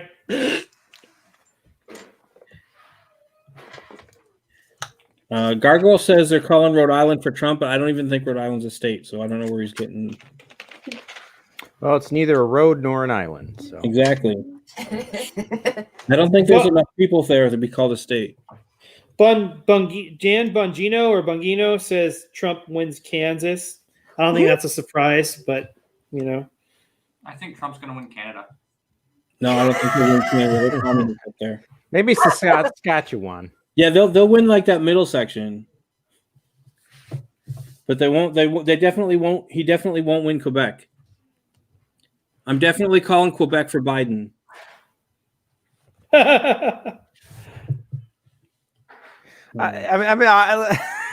I'm reading about this Seattle lawsuit. Okay, now they're basically suing because the city effectively blocked off their businesses, making it hard for customers to get there. All right. But this is how nutty this is. The Calfo Eeks, the law firm representing the group of businesses, said in a statement the lawsuit is not a step their clients have taken as lightly, adding that they stand with the Black Lives Matter movement and support demonstrators' right to free speech and assembly. This lawsuit does not seek to undermine CHOP participants' message or present a counter message. Well, I mean, we love you, Chaz. Yeah, we love you, CHOP. We're not mad at you. It's like, what do you mean? You do what that a bunch of random thugs can come together anytime they want and just close down a couple of city blocks that they can in effect violate the rights of other people to move freely. I mean, yeah, no, I want to undermine. Yeah, fuck yeah, I'd want to undermine their. So I'm sorry. Chaz was Capitol Hill, right? I mean, that's worse. That's worse than what it was. Yeah, that's worse than the Massachusetts people moving to New Hampshire and still voting for the lefties. I mean, yeah, ridiculous, fucking ridiculous. It was weird because there Pardon wasn't my that French. problem with Vermont, with them moving to New Hampshire for taxes or whatever. But I think those guys I lived in Vermont too, and Vermont is big on guns.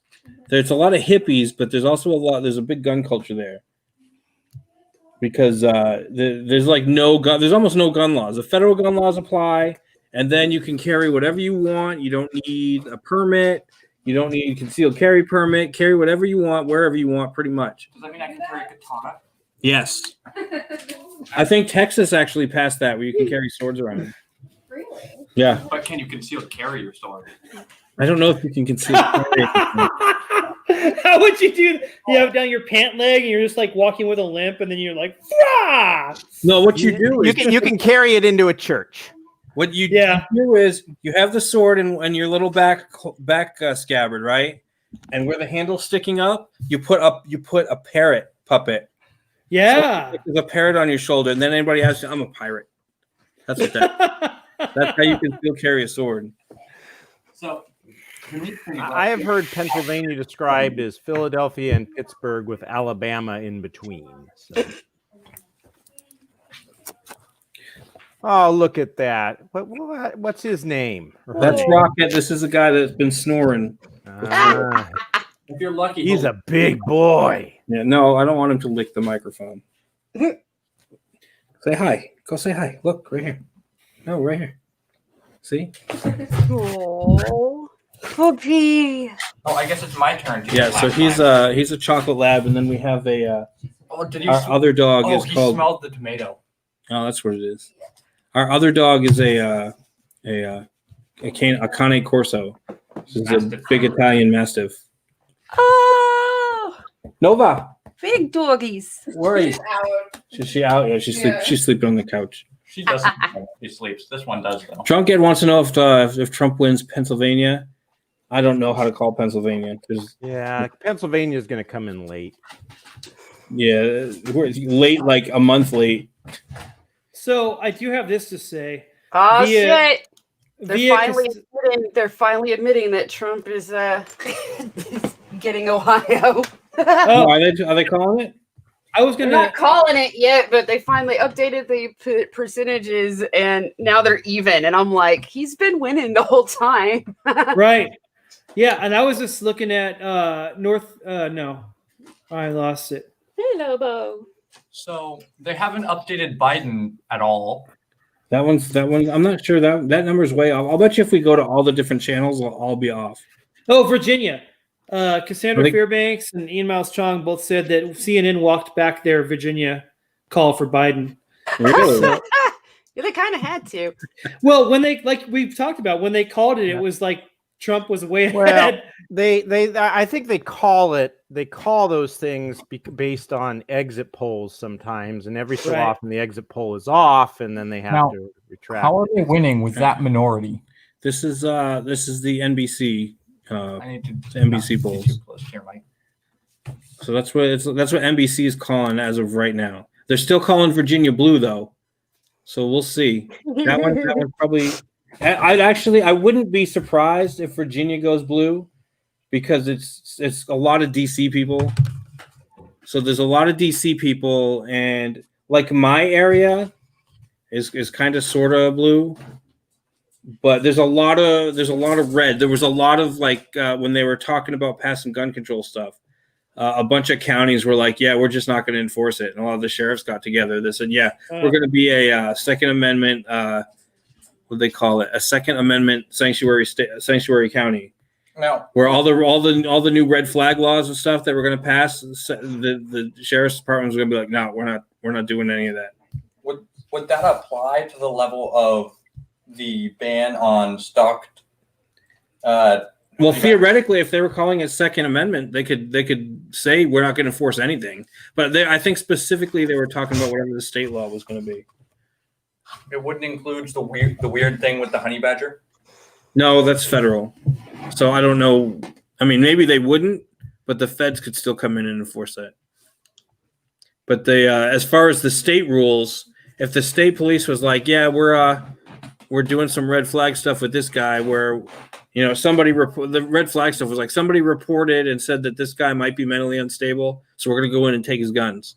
No, you should. And that's essentially what the state law was going to do. And the county sheriff's departments were going to be like, we're like, no, we're not doing that. We're not going to enforce that. I could almost see if this guy might be mentally unstable and has guns, why don't you give him a screening to see if he's mentally unstable? I can see that more than just taking his guns. Well, and the thing is, it wasn't like a doctor. It was like maybe a neighbor didn't like him and was just like, I think he threatened somebody. So, and then with just that report and no other evidence, that would allow the police, while they were doing, they could do an investigation and take the guy's guns. And then a lot of times what would happen is the police department said just, "Oh, we lost it. I'm sorry. We had it and it's not in our inventory anymore. We don't know what happened to it. Oh, we're not responsible." And that was part of the law too, was the police departments wouldn't be responsible if the gun got lost or broken. So they could take the gun, cut it all up, put it into a million pieces and say, "Oh, okay, yeah, you're clear," and then hand it back to you in a pile. And say, "We're not responsible." So Biden has 1, 2, 3, 4, 5, 6 states on that, and he's winning. Well, this one, every state, the electoral college, the number's different for each state, depends on the population. Ilhan Omar wins re-election. Well, fuck it, my night's over. That was not really a surprise. She's bought all of her votes. Of course. Yeah, it's not a exactly. surprise. She paid for them. She earned them. All of her ex-husbands voted for her, including her brother.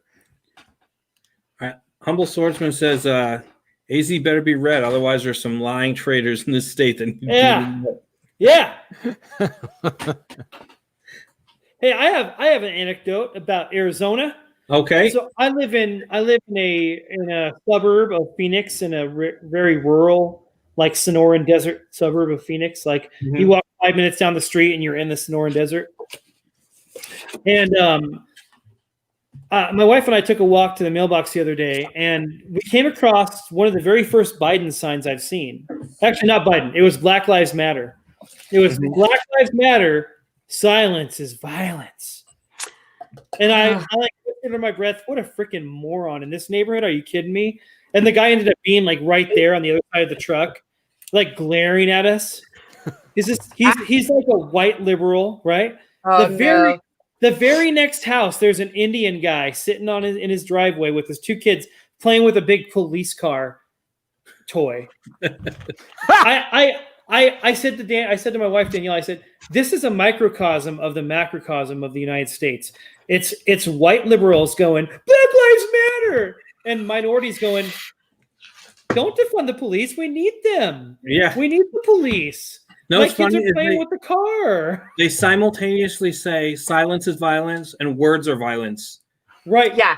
Yeah. Right. Oh yeah. Yeah. Exactly. Moron. So if everything is violence, then can I let my guns talk? Right. We also had on Nextdoor, on the app Nextdoor, a lady in the neighborhood, post about Halloween. She said she was walking around after all the trick or treating to look at the decorations, and she's like, to the house on the corner of, and she names the house with the big Trump sign. You looked right at me. I'm Native American. You said Happy Thanksgiving, and I take great offense to that. She's this lady trying to tell everyone in the whole neighborhood where the racists live. She doesn't say the address, but she names the corner it's on with the big Trump sign, and she calls a person a racist. And I'm like, they said Happy Thanksgiving. You think they were trying to be mean to you? No. I mean, everything is racist. Everything is racist. Everything is sexist. Everything is whatever. Mm-hmm. And they can interpret anything however they want because they can change the meanings of words whenever they feel like it. So right. Yeah, and Webster will be on it like that to go in there and freaking change it. That's what's killing me. Like, seriously, nothing means nothing anymore. So a neat thing is Thanksgiving actually was introduced to the European settlers by the Native Americans. Right. With the turkey that was hunted by the Native Americans. Though it was made into American culture, it started with the Native Americans. So that isn't racist. Well, they talk about our local team is the Redskins. Well, it's not the Redskins anymore. The Washington, the Washington football team. And the first thing, why is it so racist and blah blah blah, and the guys that designed that, I'm like, the guy who designed that was one of the local tribes, and they were named. One of the local tribes named the team. Well, and one of the local tribes actually designed the logo.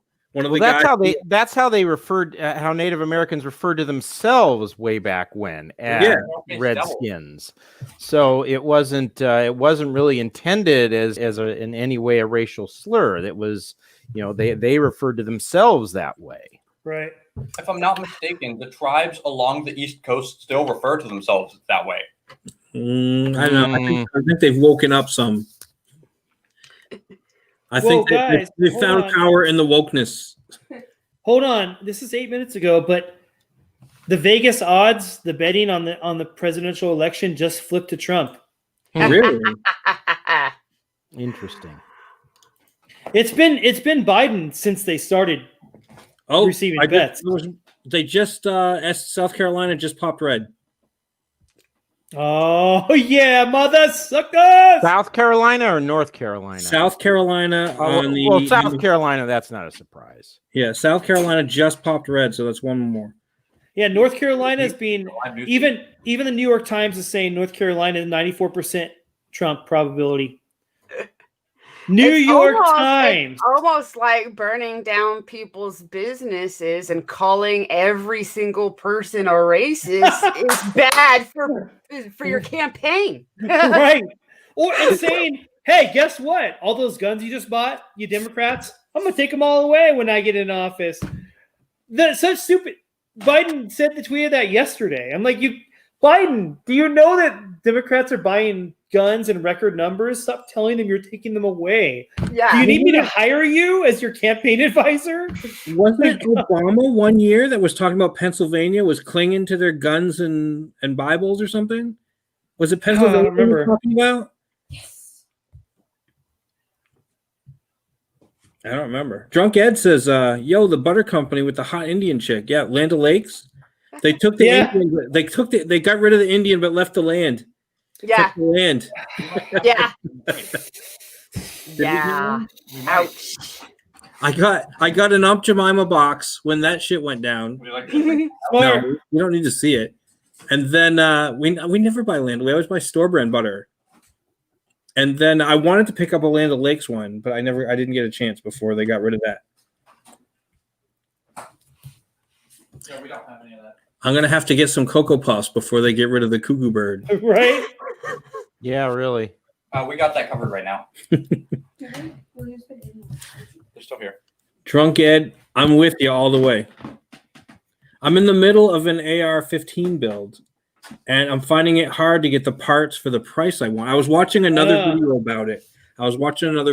Today, and I guess all the time around the elections, whenever they don't know what's going to happen, the price of guns goes way up, and everybody starts buying like crazy. Well, the last time around, Gander Mountain, they thought Hillary was going to win, so they bought a whole bunch of guns to sell, to stock up. And what happened was what they thought was, all right, they're going to have a big buy push before they could push any kind of gun control laws. So they bought a whole bunch of guns for in anticipation of Hillary winning, and they overspent by a lot. And Trump won. Trump won, and then the price of guns went down because the demand wasn't there anymore. People stopped buying because they weren't afraid anymore. And so that's one of the reasons that Gander Mountain went out of business. Gander Mountain, if anybody that doesn't know, is a big outdoor retailer like Cabela's. Oh wow! Yeah, we had one out here, and it boarded up. Ours closed down too. It was actually bought out by that guy Mark Lemonis, I think is his name. I can't believe he has a show where he buys businesses and he rebuilds them. But he bought out that company after all that happened. So are we going to get a rebuilt Gander Mountain? No, I think they're keeping ours closed. But there's a Camping World. He owns Camping World too, and it's right next to where the Gander Mountain was. Why don't you bring up my screen? I found the stuff CNN was saying about Virginia. All righty. We up? Nice. I don't be surprised There we go. why we continue to count them. This is one here, 56-41 in the Commonwealth of Virginia. You might expect Trump to pull ahead there at some point. That's a huge lead, about 45%. I just noticed earlier tonight, I just want to check one more time. Fairfax County, the largest county in the state, fast growing, hugely Democratic base, 27%. So there are votes to come in the Commonwealth of Virginia, but again, on a night where we expect maybe the unexpected in some places, we'll keep an eye on that. Let's check in with David Chalian. Give us some context on these two states. Yeah, I need to see the counties of where all that, because it looked like all the counties around DC, because those are always going to be blue because it's DC. Well, oh yeah, but there was a lot of red. But it's a lot of red, but it's in the countryside, and the populations aren't as dense there. Yeah, that is true, and actually, kind of one of the things that drove Virginia blue was kind of the Bush administration, because there was after 9/11 there was so much government spending, and everyone on these military contracts, and everyone thinks that brings in the conservatives. No, I mean there's loads of liberals that work in those industries, and they all flocked to Northern Virginia during that time, and that's what started slowly turning the state blue. I mean, it's like every so often I hear of these Republicans who try to win funding for the local university in their district, and I'm like, why? Mm-hmm. Why? Oh, well, it's good government stuff. It's stupid politics. Yeah. I mean, if you spend money to the university, what kind of person are they going to hire? The kind of person they're going to hire, which way are they going to vote? You're basically slitting your own throat in slow motion. Yeah. It's part of that. It's essentially go woke, go broke. Mm-hmm. Only, like you were saying, in slow motion. Well, Thomas Sowell used to say that Democrats bring their A team and the Republicans bring their B team, and I think there's some truth to that. And the problem, and I guess both sides do. Well, no, both sides don't do it, because what happens is when you vote blue, the blue guys come in and try to do what they say they're going to do, and when you vote red, you vote for Republicans. They say they're going to do all this and that, but I mean, at best they slow down what I got that backwards, I think. Yeah. The Democrats do what they say they're going to do. When they say we want to ban guns, I mean, maybe they don't get to it because the Republicans maybe block it. And that's about the only thing they do. They don't do anything proactive. Everything is defensive. Yeah, I mean, when was the last time anybody actually cut the size of government? You know. Yeah. This is establishment politics. What you're talking about. This is because I truly believe that both sides are just playing for the same team. You know, for a long time. Like George Bush, are you kidding me? Like, come on. You know, like I loved him when he was in office because I thought I was supposed to. And then you look back and you're like, he didn't do anything he said he was going to do. Read my lips. No new taxes. Yeah. Lots of new taxes, you know. And Trump wasn't supposed to win because he was an establishment. And I really think that, you know, when he won in 2016, a lot of heads, Democrat and Republican, exploded. They didn't know what happened. They're like, how did this happen? It wasn't supposed to happen. For a short time, because I was a Ted Cruz guy. Oh yeah, me too. For a short time, I hated Trump. I couldn't stand the guy. Me too. I didn't like his attitude. I didn't like his person. I liked his personality, and at the same time didn't, because I liked the way he did push back against you know the Democrats and stuff like that. But a lot of times, I also thought I didn't like his personality. And I'm still that way, but I think he's done. I voted for him, but it was more of a meh. I don't want to vote for her, and I wanted to vote. Right. So this time, Yeah, not gonna lie, I voted for Harambe. I'll be back. Yeah, I've never been a cheerleader for him, like a big yay Trump. Yeah. I love Trump. I've never been a big Trump 2016, guy. not this time. I've never been, but at the same time, I'm like, well, I think he's done a decent job. They talked about the COVID numbers, but those were the low numbers that they predicted at the beginning. They said that it was probably going to be around 200,000 to 2 million or something. So he managed to keep it to the low end of the estimate, and nobody ever brings that up. Yeah, I didn't vote for Trump either. I mean, I voted Libertarian last time. And my ex-wife voted for Trump, so that's probably an indication of which one of us got it right. But but no, seriously, I you know, a couple months, it was just a few months in. I remember one of the last things the Obama administration did was they sent out some letter to states and localities saying that, you know, they needed to start considering letting boys use the girl at schools. Boys use the girls' bathroom and vice versa. And I just had a kid, and I'm like, you got to be kidding me. And then one of the first things they do, the Trump administration does, like a month or two in, is they rescind that whole thing. And I'm sitting there thinking to myself, my God, any other Republican administration, it would have taken 6 months to a year at least to get that going, because they would have been afraid of being called a bigot. And Trump just, you know, doesn't care. And that was the first time I was like, I wonder if I got some of this wrong. And it's just been one thing, you know, he's been serious about cracking down on illegal immigration. I'm fine with legal immigration. Illegal immigration, he's gotten serious about that. A lot of deregulation. I don't like everything he's done. I don't support everything he's done on trade. I don't. Some of the stuff he's done on healthcare recently, not a fan. But on balance, his policies, and I also like the fact that he takes it to the media. That's something. Yeah. No, I remember years ago. This is when I was living in Missouri, and a friend of mine was working on a Republican campaign.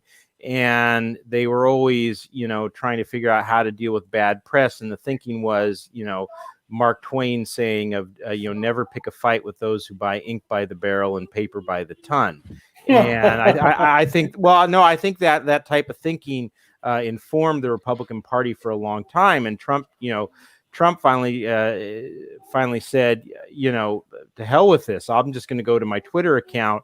And when I get annoyed with somebody at a press conference, I'm going to stick it to them. And that worked up until I think COVID, when people were probably looking for more calm, less combative, a presence on the stage. But prior to that, I actually think that worked very well for him. And even if he loses, the fallout that there's going to be for the press, because everybody knows how biased they can be now. It's no mystery anymore. There's nowhere for them to hide anymore. They can't say, well, look at how we've covered the Democrats. We've covered them critically as well. Yeah, but it's been so overwhelmingly against Trump that there's just no mystery anymore as to how bad they are. And it will be also very interesting to see if he loses, what the fallout's going to be for shows like Stephen Colbert and a lot of other Hollywood shows, because you got to figure a bunch of their ratings right now are bumped up by people who are anti-Trump. Once Trump goes, what happens? It'll be interesting to see.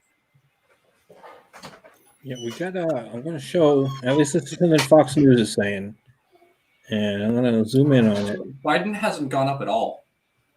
But all stuff's coming in real slow. Yeah, and Texas, I just checked, is up over Trump's over 200,000 over Biden in Texas. So yeah, it's still showing it yellow on the map, but Trump's winning Texas. If you look here, I don't know if you can see my little arrow thing. Fox is saying, meanwhile, Trump is ahead of Biden in a pair of Western states, although we're not quite ready to declare winners and losers. The only pair that it looks like are getting results in are Nevada and Arizona. Yeah. Arizona's going to be Trump. It's going to be Texas is going to be Trump. If with Arizona and Texas in the bag, I don't know, man. Can he lose? I think it's pretty good for him in Florida. I think I'm pretty confident on Florida. He's gonna need. He'll need. I think he'll really need Ohio. Let me. He's leading in Ohio too, but Pennsylvania. I think he really needs Pennsylvania, unless he takes like Wisconsin and Michigan and all. I think he's probably got Iowa. I'm not so sure about Minnesota because they elected what's her name. So a lot of what they were saying was this belt right there at the top. I think he'll probably take Ohio. Michigan and Wisconsin are up in the air. I think Minnesota. I think that'll probably go Biden. If it goes, it should go red. By if it were just me, because what happened to Minneapolis, and all that stuff, all those people should be like, what the hell? We should not be, they should be voting red based just on the violence and all the stuff that happened there. But I mean, you never know how these things are going to go. But I think he'll probably take Ohio. I'm pretty confident in Florida, confident in Texas, confident in Arizona. Nevada's still kind of a toss up, but.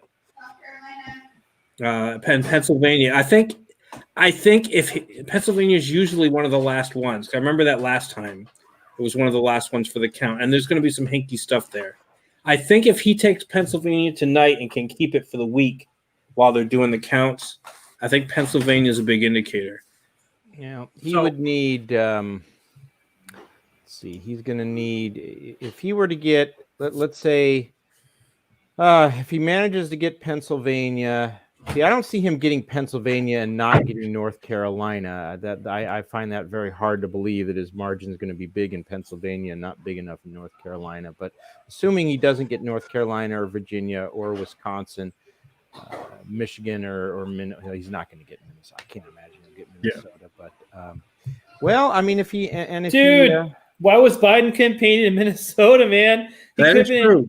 He could have been in Texas, where there supposedly is some kind of battleground going on. If Minnesota, he's in Minnesota. Wasn't close, but Minnesota wasn't close. He shouldn't have been there. He'd need that extra one in Nebraska that's in doubt, and if he can get Nevada as well as Arizona, then he would hit 270 exactly with Pennsylvania and Ohio. So according it's to doable. CBS, 70% of the votes are in for Ohio, and he's got a lead now, not just even. Oh, no. Who, Trump or Biden? Trump. Oh, okay. Never mind. Yes. Yeah, Trump. Yes. I changed my no to yes. Okay, I was going to say, Biden has been the best thing for the Trump campaign. Honestly, Biden's campaign has been the best thing for Trump's campaign. Trump's hair turned red, and they never turn red. Pressure. Yeah, whatever the hell that was. I listened to that a million times, and I was like, I don't. Everything that I could, everything that it might sound like doesn't make sense in the sentence. And the healthcare thing, the care. Like, what? Yeah, dude. And I love, man, when Obama was like, Joe Biden, music, Joe Biden, and he still doesn't come out.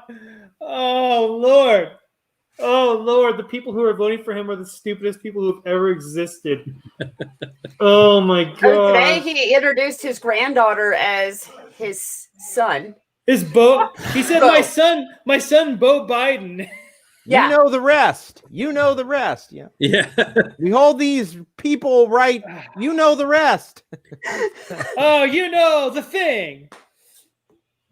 Even at, like where people Alexandria he's had a wins stutter re-election. since he was a kid.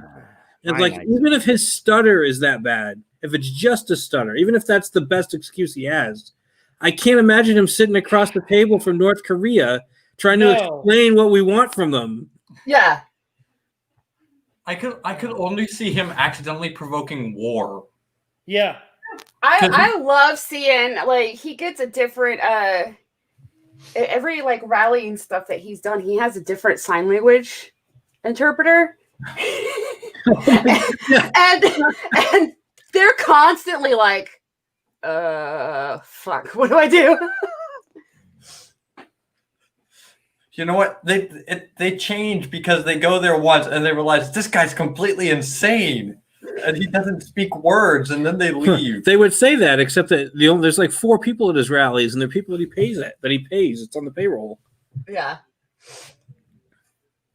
Hey, so steering away from politics for like 1 minute. Did you guys do anything special for October, like horror movie wise? Did you like do a horror movie a day, or did you try to do that, or what? Nah, I was too busy working on my comic book campaign, so I had to cut back on all that stuff. But all right, like you.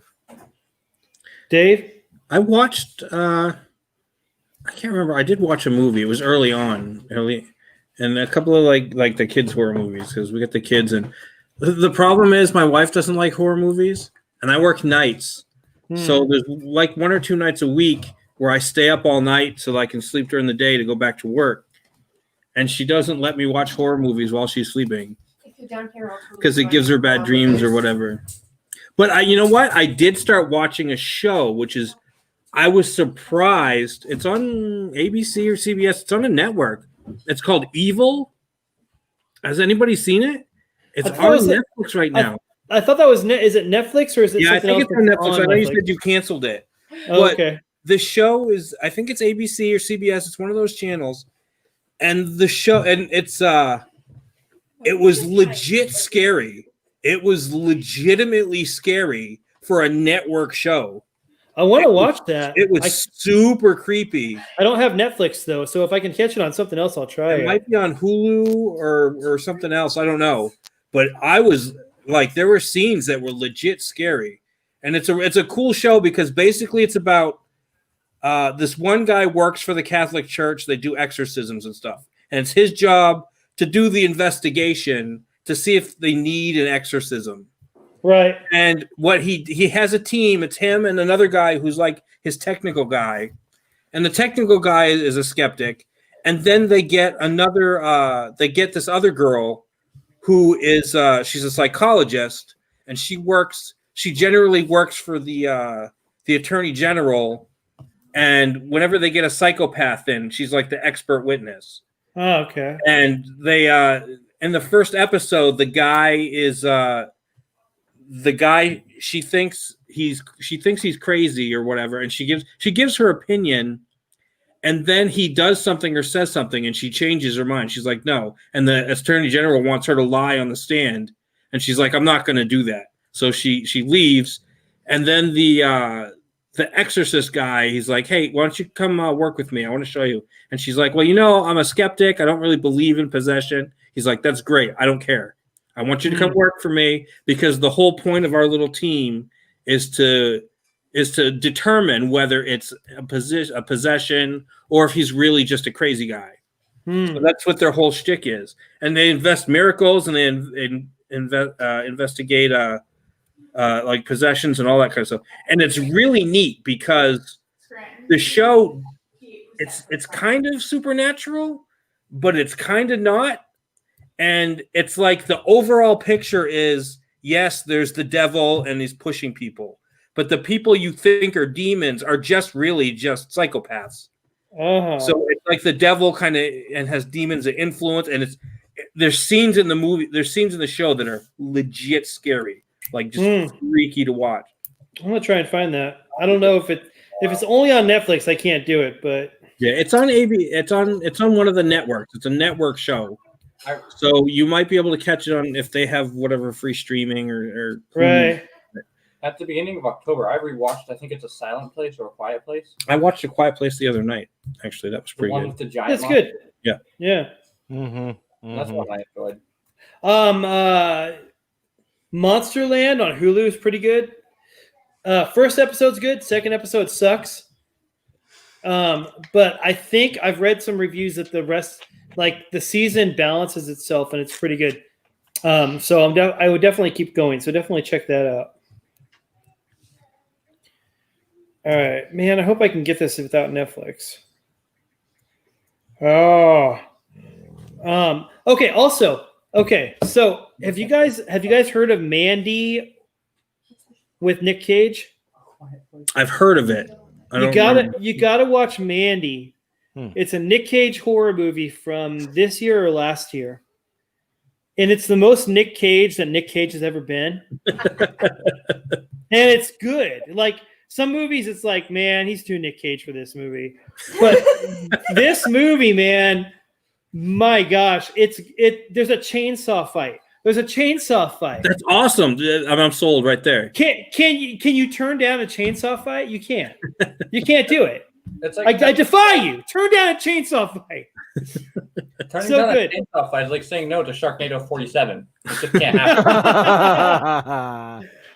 Also, the same director did the Lovecraft adaptation, A Color Out of Space, with Nick Cage. I've heard that is good. I want to see that one. It's good. I read that. What's that on? Is that on Hulu or anything? I think I watched them both on either Hulu or Amazon Prime.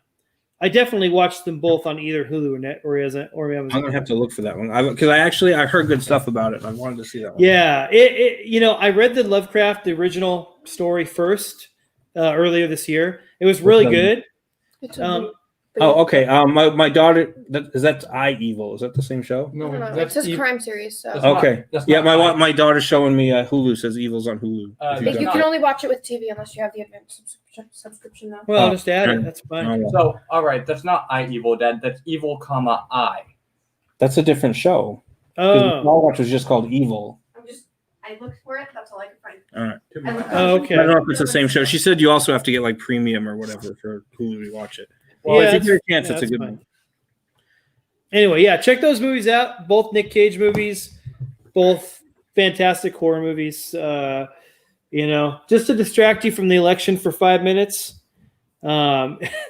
October's over, unfortunately, but yeah, good stuff. Drunk Ed, the booze is finally hitting me. Oh man, it hit me an hour ago and it's barely helping. So, I'm still walking between the beacons, so. But I haven't stood up. A lot of times I'll drink a little bit and I'll think I'm fine, and then I'll stand up and then it all hits me. Right. I'll put on the helmet and I'll take over your string. I added a little bit of root beer to this, and man, it actually. Told you. Yeah, that was good. I watch mixologist shit all the time. That's great. It just pops up, so I watch it. My daughter's 14 watching Mixology. I used to watch Bar Rescue every Sunday. Oh, I love that show. After church. I lived on church campus. We lived in like a parsonage, like you walk 5 minutes and you're at my house. And I'd lead worship at church, and then I'd walk home and watch this guy tell people how to run a bar better. But it's a great show. But then I started seeing you can tell a lot of it was staged. Yeah. And I saw some story. Like when I moved to Phoenix, I was looking up places that had been on bar rescue, and like a couple of them had closed down because, like, one of them because he didn't actually go through the proper like zoning channels and stuff to even like zone the restaurant as a bar properly. And I'm like, man, come on, man, you trying to help these places? You're not helping them. He unhelped them, reverse helped them. Yeah. So I don't know, but it's an entertaining show nonetheless. So whatever. Donna Shalala lost her congressional race. What? Yeah, no, she was the incumbent too, and she lost. Who's that? Was Florida- she? That's Florida. Was she R or D? She was a D. Oh, whoa. Well, I say hallelujah to that. And that's Miami-Dade too, so that might explain. Oh yeah, that's going to be an indicator. That's Yeah. their most populous county, right? That's the Dude. Yeah, and Biden was running behind there where Hillary was. So, Dude, Trump has 200,000 lead over Biden in Michigan. yeah, I noticed that. That's good. But I don't think has Detroit started counting yet. So that's Are there enough people in Detroit? Well, unfortunately, probably yes, but Every time I see Detroit, it looks like a freaking battleground. Oh, it's awful. Do you Awful. guys? The place where you someone's guys- porch got stolen. So you think so you guys think that oh, they sorry, go go ahead. for more police. They just called New Hampshire for Sununu for was it governor? Yeah, And that's red. So that maybe that bodes well for Trump. I don't know how if people like sway both ways. So hey, do you guys follow Jimmy Palmiotti? No. Jimmy Palmiotti. Oh. Sorry, I'm slurring a little I bit. reckon is he a comic book guy? Yeah, he's a pretty major comic book writer. Yeah, He he's followed- one of the guys. One of the. Yeah, I know who he is. He's one of the few pros who follow me. He only follows like 8.6K. He's got 63K followers. He follows me. I don't know why. He just tweeted. Just turn around and ask him. It is sad to see so many people voting for a guy that is pretty much made up of the ingredients of every supervillain I ever wrote, ever. His handling of COVID and all the deaths alone should have shut him down completely. I will never understand most people. I unfollowed him, followed him, unfollowed him, followed him. I keep feeling guilty for unfollowing him because he's got almost 70K followers and he follows me. But he's so stinking ignorant. How are you that ignorant if you're that like prolific? I mean, he's been a prolific comic book writer since before they went woke. Like he's a legit good writer. Let's see there. You know? What did you say? My gosh. Jimmy, if you see this, man, dude, I'm sorry for calling you ignorant, but dude, you are so freaking ignorant. It boggles the mind. How do you not know? I'm that 100% positive that he watches my streams. Yeah. Oh, good. Hey, do you guys watch Psych? Have you ever seen Psych? Yes. It's been a while. So it's my favorite show, hands down. But Besides he is a freaking super lefty. Besides the X-Files, Psych is my favorite show. And you know, watching Psych, you might get the idea that it's a conservative show. It's apolitical. Almost everyone who is on the show or who guest stars on the show is conservative. And then but I saw a tweet from James Roday, who's the main character, maybe 2 months ago. And I quote tweeted him and said, you know, how can I ever think of Psych the same with this guy who is so ignorant? And, you know, and he actually responded to me. And I'm like, oh no, I didn't want to meet you this way. And then we had like a little back and forth, a little argument, and then he bowed out because he was overmatched. But I'm not saying that I think I was on that thread. I remember the interaction that you had, and I think I had said something on that same thread, and I think he responded something to me. It was I think we only did the one or two exchange thing. So I'm curious, was it more civil than the debate? He wasn't. He wasn't calling names or anything. Not that I saw that I remember. He seemed pretty. I mean, he obviously was kind of lefty Hollywood guy. Yeah, but he didn't seem overly angry. You know what I mean? Like some guys are really mean. He didn't seem overly mean about No, it. he's a nice guy. Like, oh, it's the way I think, and blah blah blah. Kind of. He's a nice guy, woefully misinformed, but a nice guy. He really is, and I think like the exposure he had, like Psych was his first big gig. Steve Franks, I don't know if he's conservative, but I'm sure he's at least in the middle. He's the creator of the show. Dule Hill's a Christian. I don't know if he's conservative or not, but he's a confessing Christian. Corbin Burnson, who plays Sean's dad on the show, is a professing Christian. He has a production company that only does conservative stuff. Really? I didn't know that. Yeah. Maggie Lawson and Timothy Omundson are the only two main characters on the show that I can think of who are openly liberal. Mm-hmm. But they had like Christy Swanson was the main character. She's a major conservative. The show had a lot of conservatives on it and as guest stars, and it was very clean. It was very, very clean for a network show. And then when they did the movies, the first one was a little bit dirtier, and then the second one was way dirtier, and it was not nearly as good as the first or the show. So it just shows you like the influence that Hollywood, the insidious tendrils that Hollywood has on anything, on everything. I didn't see either one of the movies. I remember they came out, but I never got around to seeing them. But I used to love the show. I used to watch it with my daughter. Yeah. When I lost my job when I was in Border Patrol, and I was waiting to start my next job, I used to sit around with my daughter, and she was like 4 years old, and she used to love Sean and Gus. And I never felt like there was anything in the show that I had to worry about watching with her. There's nothing. I've watched the entire series 3 or 4 times, and there's nothing you have to worry about. The first movie even is really, really good. It's very funny. You could tell just because they had a little more license, they took it, but it wasn't bad. Mm-hmm. Then the second movie, there's like 2 or 3 really raunchy sex jokes in like the first 15 or 20 minutes. And you get to the end of the movie and you're like, wow, this was kind of like meh. The first movie was good. The series is phenomenal. But anyway, So anyway, my whole point of that was that James Roday and I had an argument, and you were there, and he bowed out. I remember that exchange. Right? I remember that it happened. Yeah, and he bowed out because he didn't have the intellectual standing. They don't have it. They just don't have it because it's not there. His complaint was that like Proud Boys were selling Trump merchandise. Mm-hmm.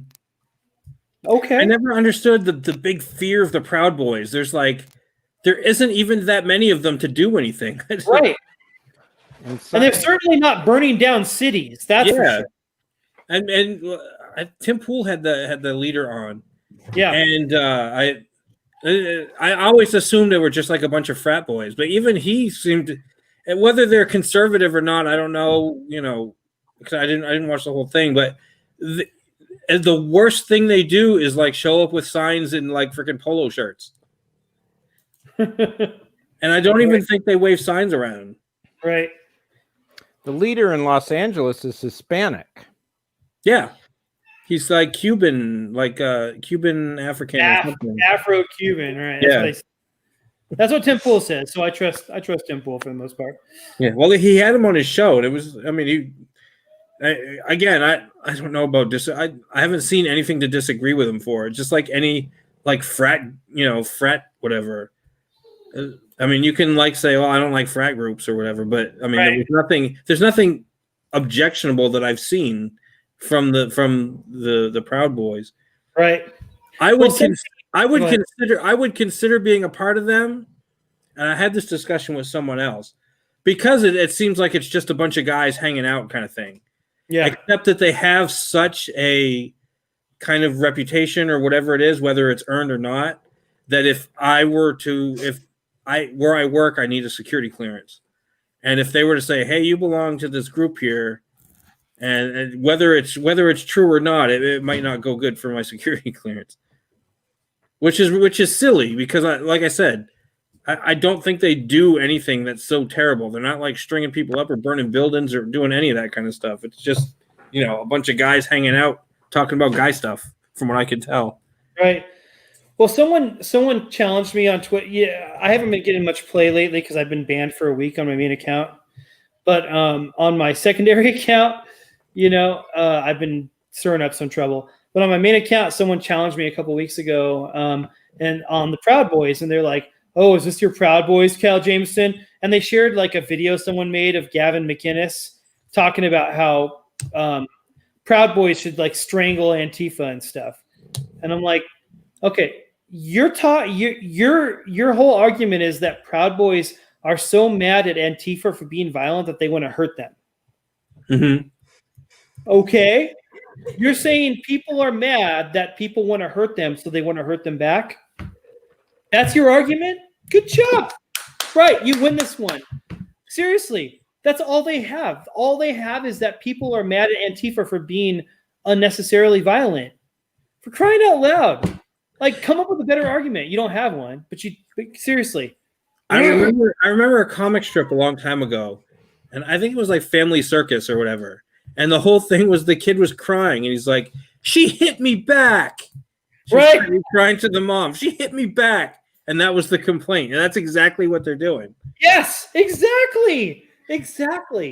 And I have responded. I said, "Okay, so your argument is that Gavin McInnes, who is no longer the leader of Proud Boys, that founded Proud Boys, told Proud Boys to respond with violence to people applying violence to innocent people. That's your argument? Okay, cool. I'm going to walk away from this one because you really have no argument. And that's, I'm sure you guys know, I know, all from Twitter. On Twitter, that's the argument of the left. It's no argument. They don't have one. They like today, I tweeted something and somebody said, laughing face, laughing face, laughing face. I'm like, okay, cool. All right. So the two Western, we were talking about Fox News earlier. They were talking about two Western states. They said the first is Utah. Let's see. The first is Utah. They think is voting more Trump, and the second one is Montana. And Montana's no surprise. Like, I can't imagine Montana would have voted any other way. So that's two more that, I mean, they're not calling, but those are the two states that they're looking at. All right. Here's something. At age 25, Republican Madison Cawthorn is set to be the youngest congressman in recent history. Cawthorn is projected to win North Carolina's 11th congressional district, and as of Tuesday night is leading with 54% of the vote. Soon after his projected victory was declared, Cawthorn tweeted, "Cry more, lib." Joey Mullen, he says he needs California. I already called California for Trump earlier. I think that's 100%. So what do you guys think? What do you guys think on legalization of cannabis? I used to be hardcore against it, and I'm not a big yay cannabis, but I'm less against it than I used to be. I went to college. I knew a lot of people that used to do it all the time. And it's to me, it's not any worse than alcohol.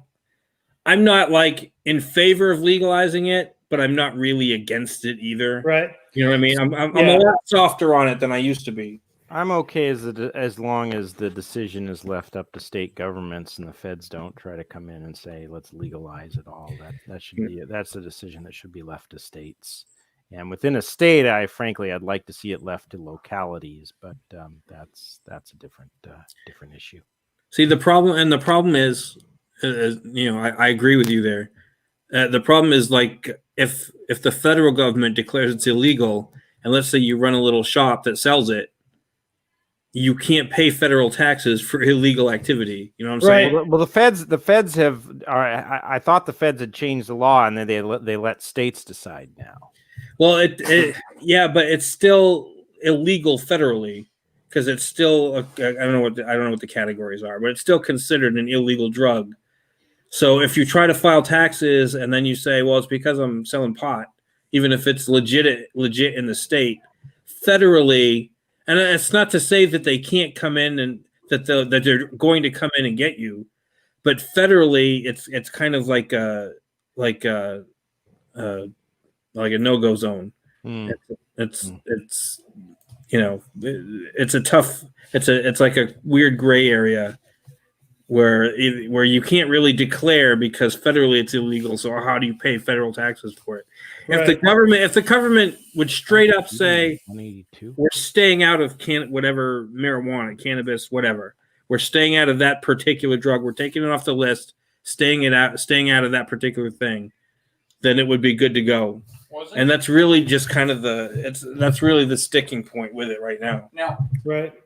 A weird thing I remember reading about in my history class and then going, that's weird. The internet says otherwise in a lot of places, was that The internet is always wrong. Oh. what it was that originally it appeared to be that it was banned because of the war on drugs. But the more I would actually look into it, it was banned because of concerns about Mexicans taking over in jobs and stuff.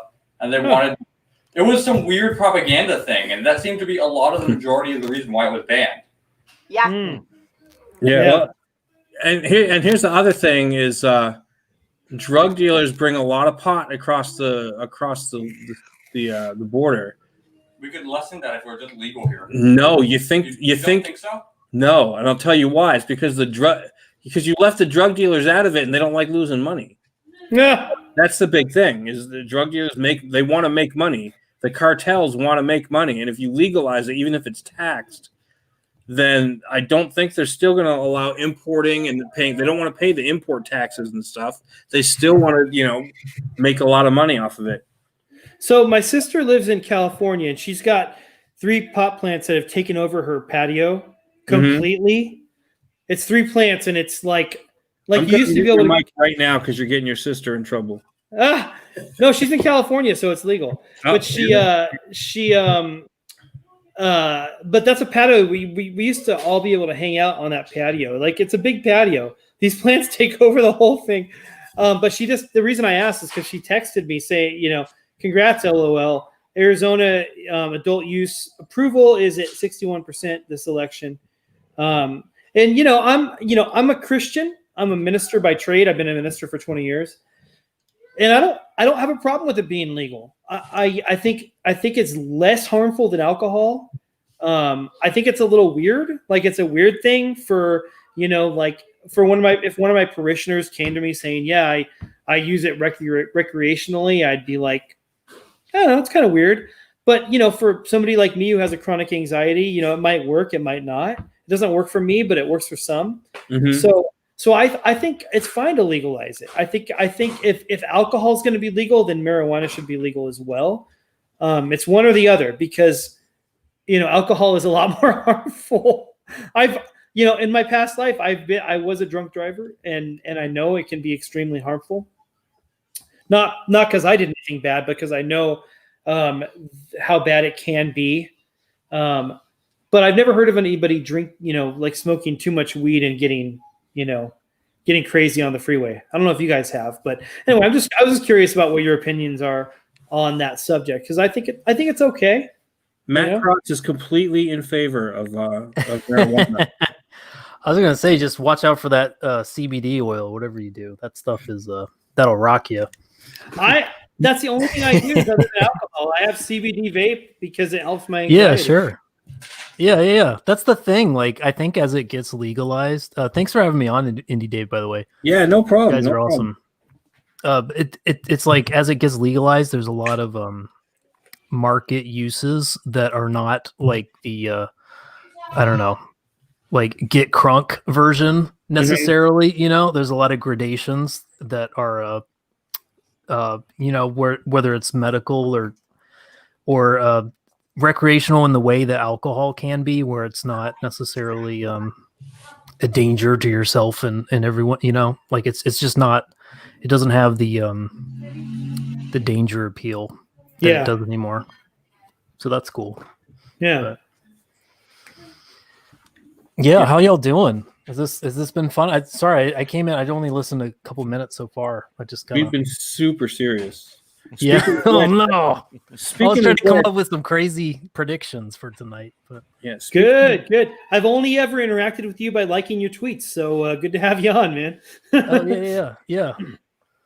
Speaking of which, let's get to. Trump, let's- it looks let's like get Trump some is election taking a results slight here. lead in North Carolina with Hmm. 92% of precincts reporting. So it's looked like Oh, he's wow. been inching up on that one.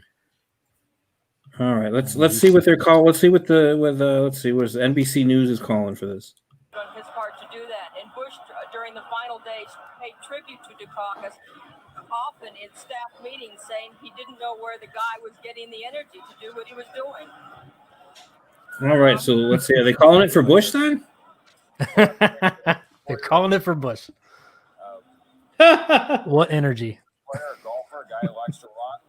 Stays very I think I see Joe Biden over there. active, 195 pounds. He very well might be there. Perfect blood Thinning hair. people will be paying attention to his health, of course, when he takes office in January. We'll be Why do back we after keep this. electing presidents that are older than the dinosaurs? I actually agree. I think that's one of the problems. We don't get younger guys in. Yeah. Everybody that the two guys, they're both over 70. That's crazy. Mhm. Why are we electing freaking senior citizens?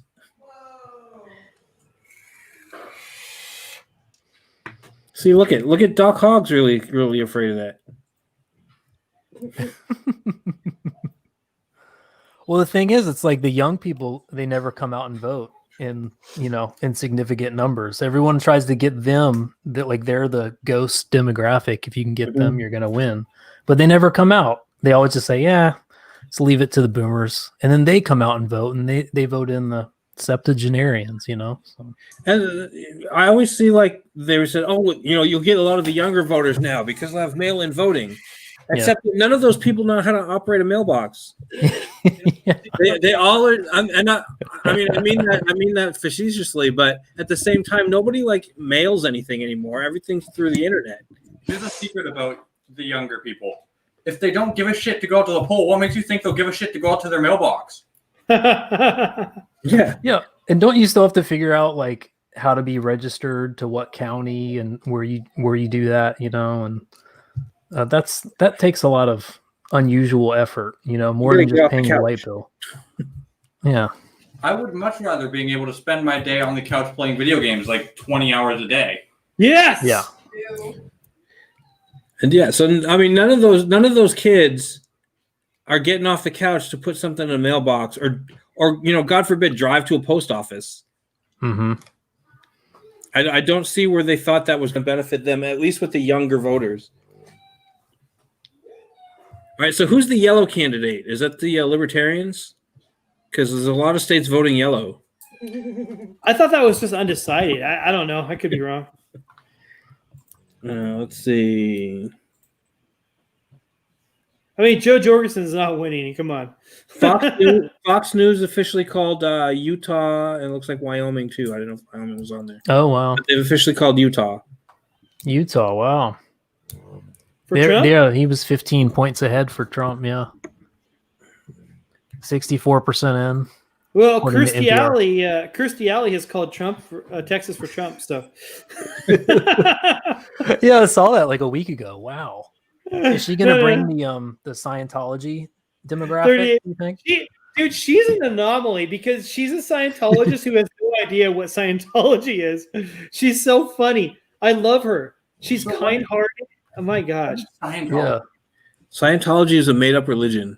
I think it was made up on a bet or something. Yeah, it was. No, I'm not joking. I think I'm a one of my major areas of study has been comparative religions. That includes cults, and Scientology was born from L. Ron Hubbard writing science fiction novels and not being satisfied. Like he wanted people to believe what he was writing, so he created Scientology. And man, I love Kirstie Alley because she's a Scientologist who has no idea what she believes. It's hilarious. Is she a Scientologist? I guess I didn't know if she was still a Scientologist. It was that other girl from King of Queens. She got out of Scientology. Yeah, her show is Yeah, she great, skipped out. exposing Scientology. The only reason I think Kirstie is a Scientologist is because it's like 2 months ago, someone was making fun of Scientology and she like scolded them a little bit. She never scolds anybody. She's so nice to everybody. And so she was like, like, whatever, you know what you're talking about. You know, it's like, okay, but you don't know what you're talking about either. But she's so nice, and she's a conservative, so I'll let that pass. Whatever. You know, the craziest person who is a Republican is was it? She was that blonde girl that used to be on Saturday Night Live, and I never knew if she was kidding or not. I could never tell because she always played like that ditzy kind of thing. You mean Victoria Jackson? That's right.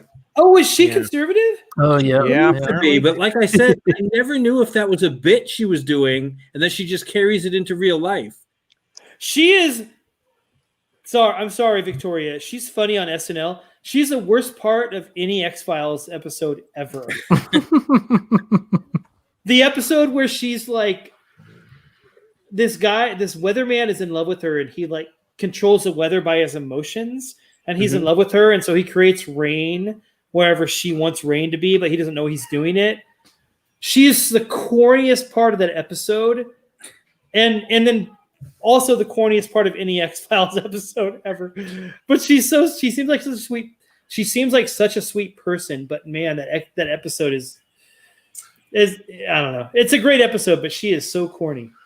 Anyway. My favorite one is the one with the guy that can. He was the insurance guy who can tell when he always knows when somebody's going to die.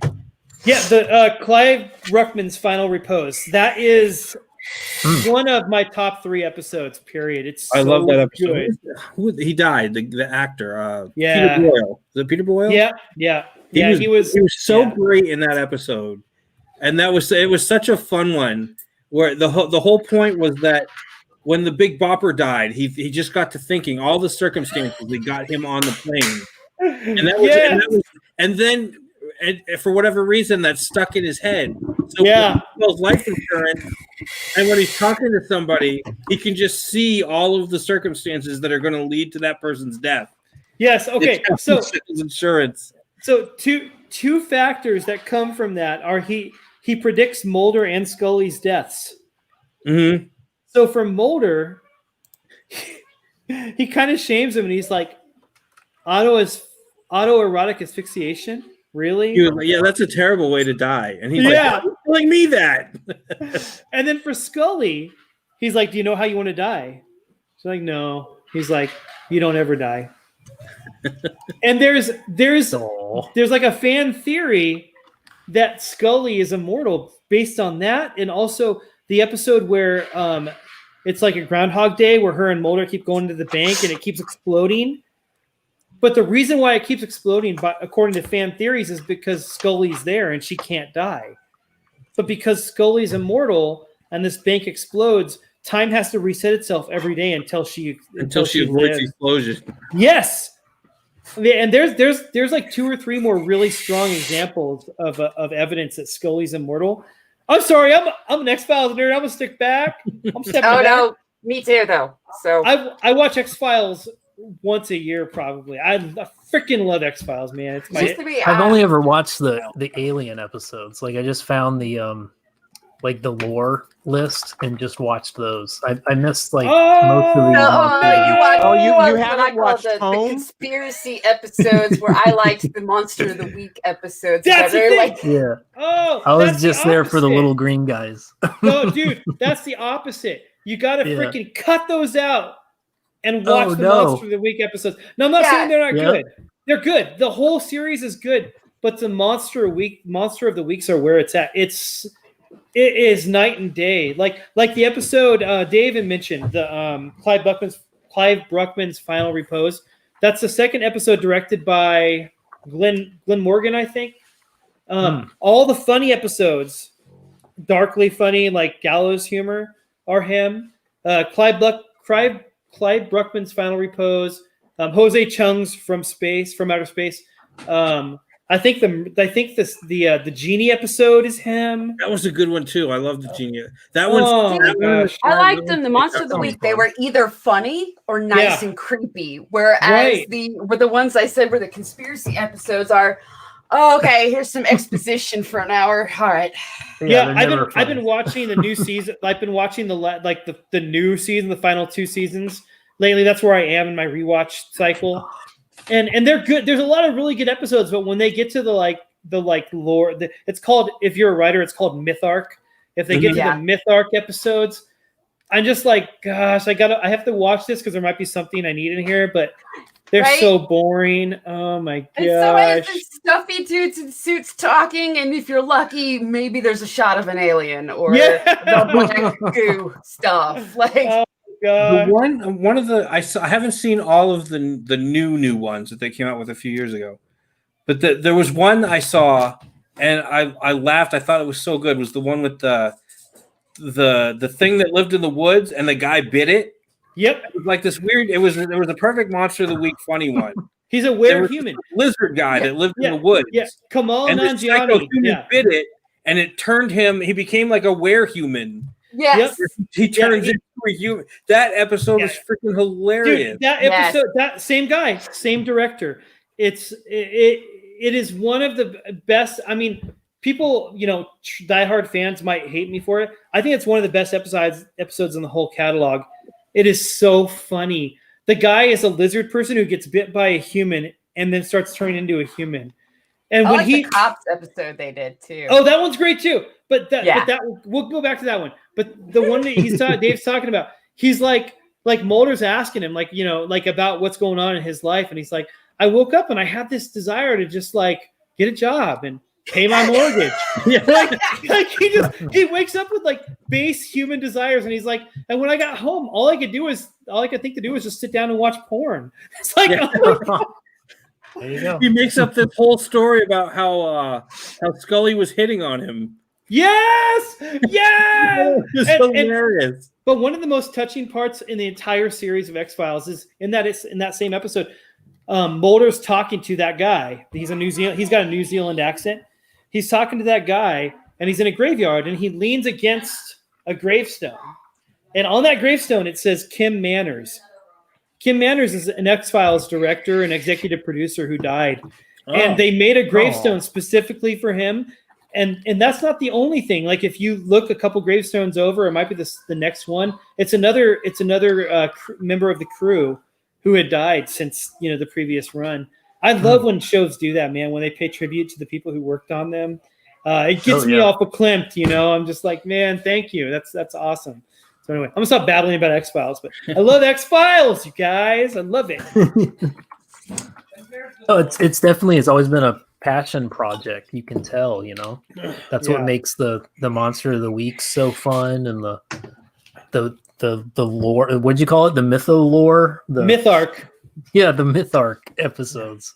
Like, those are they feel like they can fit together, even if behind the scenes maybe they didn't have all the pieces together, but it feels so real that it has to fit together. Right. Like, that's when something's working. And for people watching who hear myth arc and they're like, what?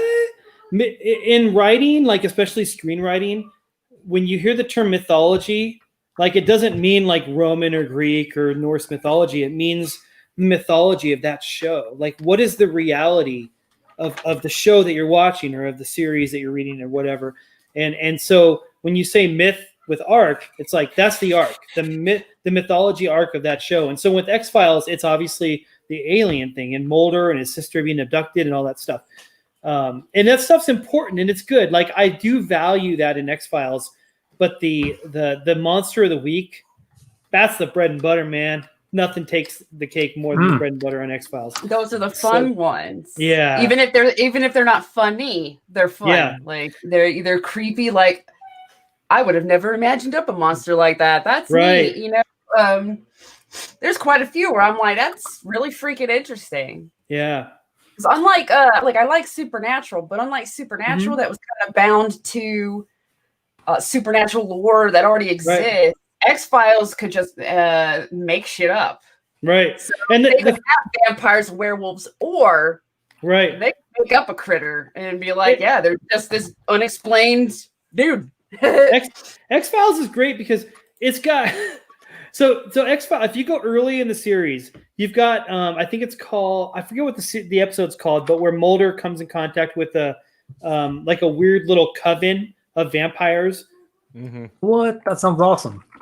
And it's like three people. There's a Father, Son, Holy Spirit, an analog. but like the weird. opposite, like the satanic kind of version. Yeah.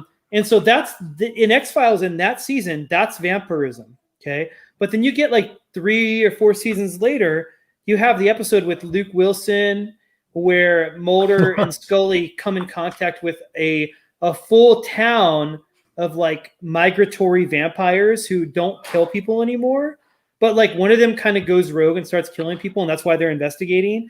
But the episode is awesome because it's the unreliable narrator trope where Mulder and Scully do their own version. Like I forget which one goes first, but one of them tells their version of the story first, and then the other one tells their version. And the first one goes, well, why don't you tell it the way you see it from the beginning? And in Scully's version, Luke Wilson is this super hot guy. But in Mulder's version, he's got really bad buck teeth, and he's like, "Hi, y'all, what's going on?" Sounds amazing. Man, that's another thing that I liked is that they would just play around like that with storytelling styles. Like I said, they did a cops parody for one of them. Like that was hilarious. That was great. That episode is awesome.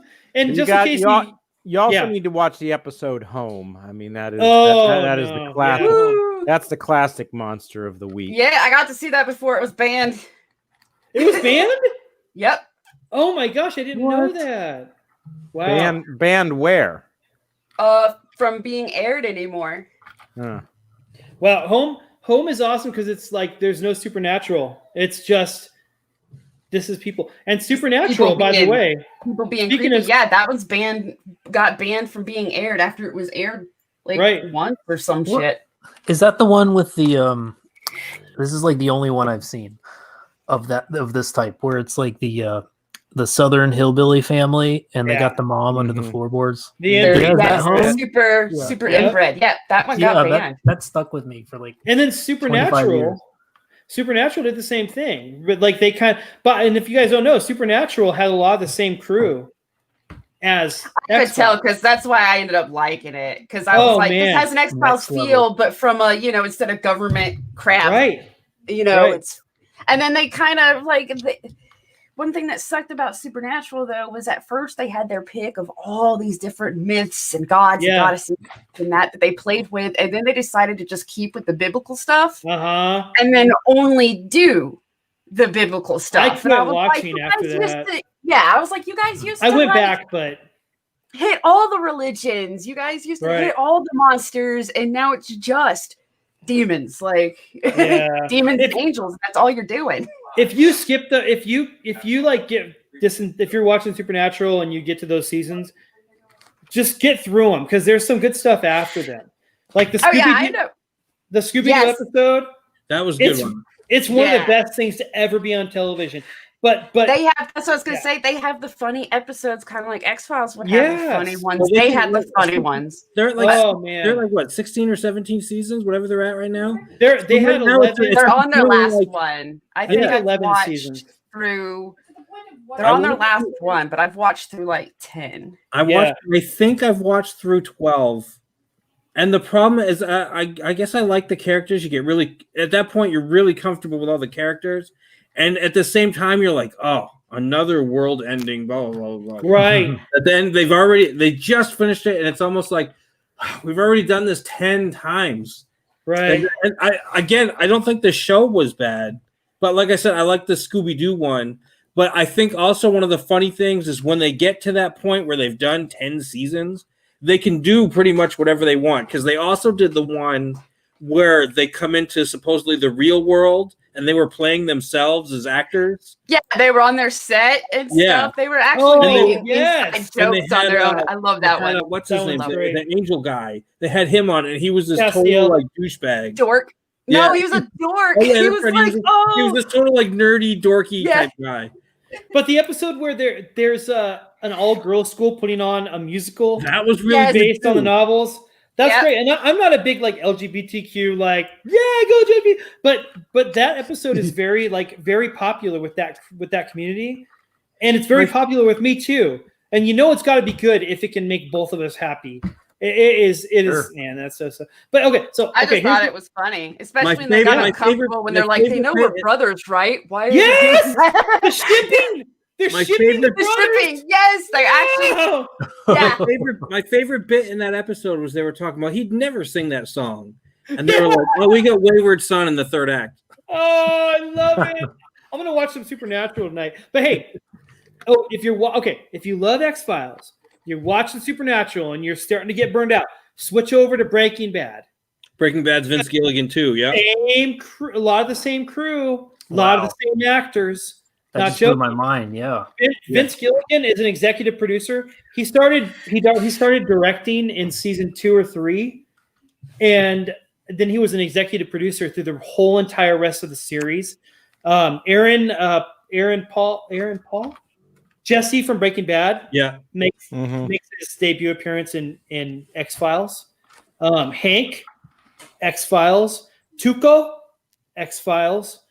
Bryan Cranston, X-Files. You watch Wow. Watch Breaking Bad. Not the women, but the guy actors that you see in Breaking Bad, and most of them got their break in or at least their second or third role in X-Files. Tuco plays Chupacabra. No joke. In X-Files. He's Chupa freaking Cabra in X-Files. Like so many people got their break in X-Files, which is it's so much fun to like go back and watch. Right, you that go show. back and go, oh, holy crap, they were in this. Yeah. Like back when I first watched it, I didn't know who they were. John Locke from Lost is 2 characters in X-Files.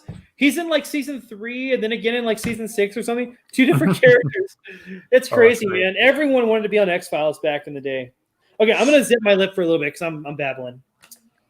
I got too much liquor in me, and I'm talking about X-Files, so I'm shutting up. Well, I'm starting to fall asleep, so I think I'm going to call it a night. So, all right. What's your prediction for the night then? Based on at this point, I mean, I'm looking over the stuff, and I'm guessing Trump. It's looking better for Trump. I mean, I'm leaning that he might get around 280 electoral votes, and that's enough to win. But I'm a little shaky on that. if you called it for Biden, I'd unfollow you. Well, I can't blame you on that one. So. I'm gonna start the cancellation campaign. Oh boy! All righty, man. Dave, thanks for having me on. Hey, thanks for coming on. I appreciate it. Thanks for Everybody, letting make sure me- you check out Tilt 2. It's still on Indiegogo and it's looking really good. Take care, everyone. Have a good evening. Nice. Have a good night, man. Yeah. Bye. Yeah.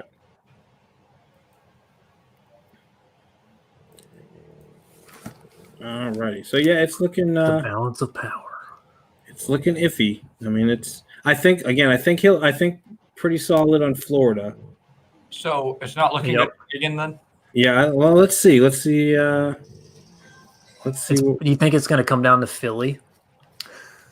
That would be tough. Everyone's saying, even people who want Biden to win are talking about like 5% in forged votes and stuff like this. Apparently, they have a big reputation for making shit up, I guess. So I'd hate for it to come down to a corrupt state. Yeah, it's I don't know. What I want for the election is it to be a fair fight. Yeah. Because at the end, the two candidates can shake hands and know that they fought equally and there wasn't cheating. Yeah. And that the Democrats didn't lose with cheating, which makes them look even worse. If they just kept everything honest and Biden won that way, I mean, what else? What are you going to say about it? Mm-hmm. But the whole thing, and it's, I guess I understand both sides think the other side's going to cheat, and that's the problem. Is it throws everything into chaos. And that's what everybody talked about, Russian campaign or whatever. And that's what any foreign government, that's the best they can hope for, is that they throw the whole thing where nobody thinks anything's legit. Mm. No, That's how the Russians win. Mm-hmm. The Ruskies and the Koreans. The weird thing about the Russiagate stuff was that Obama actually was the one that was in with the Russians from everything I've seen, or maybe it wasn't in with the Russians, but was like he created the whole concept, didn't he? Well, no, actually, they think that Hillary's the one that started the whole Russian rumors, and then the FBI went along, and they were just basically saying that the Russians. I completely lost my train of thought. I think you need more alcohol. Yeah, that'll help me. Let me have another. Here. I need another sip of confidence. We've got Wisconsin so far is 4 points ahead for Trump. Well, that's a good one to have. In what they're leaning it. It's pink. Ohio. We need to see who's getting voted in. I don't know. Are there any attorney generals getting voted in Wisconsin? Because they're just getting Rittenhouse. So, they're getting Kyle Rittenhouse has been turned over, extradited, and they have $2 million bail on him. Man, that kid. What does extradited mean? Extradited means that Ohio turned him over to Wisconsin. So, what I'm curious about is, didn't the governor of where is it? I can't think of the place now. You just said it. Wisconsin? Yeah, didn't he say they would just pardon? No, it wasn't him. They that was something else. They want to. I don't know about the governor. I don't think he said anything about it that I saw. But the AG's already said they want to push for whatever they can get. But I think if they overcharge them, it's going to be worse. And that's the problem is they overcharge these people. Like the whatever the cops are getting, that cop in Minnesota. I think they're going to overcharge him, and then when they do that, and they don't have all the evidence to meet the bigger charge, then what happens is they can't convict because they didn't charge him on any of the lesser charges. So they can't convict him on the big charges. So he gets either a lower sentence because they didn't charge him for the right thing, and then they essentially have to let him go. Now, didn't they find out that in the Minneapolis Police Force handbook or rule guide, there is a proper way to choke someone by kneeling on their neck? Yeah, and then the guy actually died of COVID. No, or some weird disease or whatever. They said that he had COVID. They also said that there was a lot of fentanyl there, and they said there was some fentanyl in his system.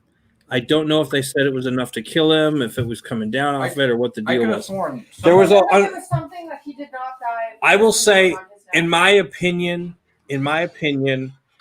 probably they kneeled on his neck too long. He did have all that other stuff going on, but I think that he probably kneeled on his neck too long.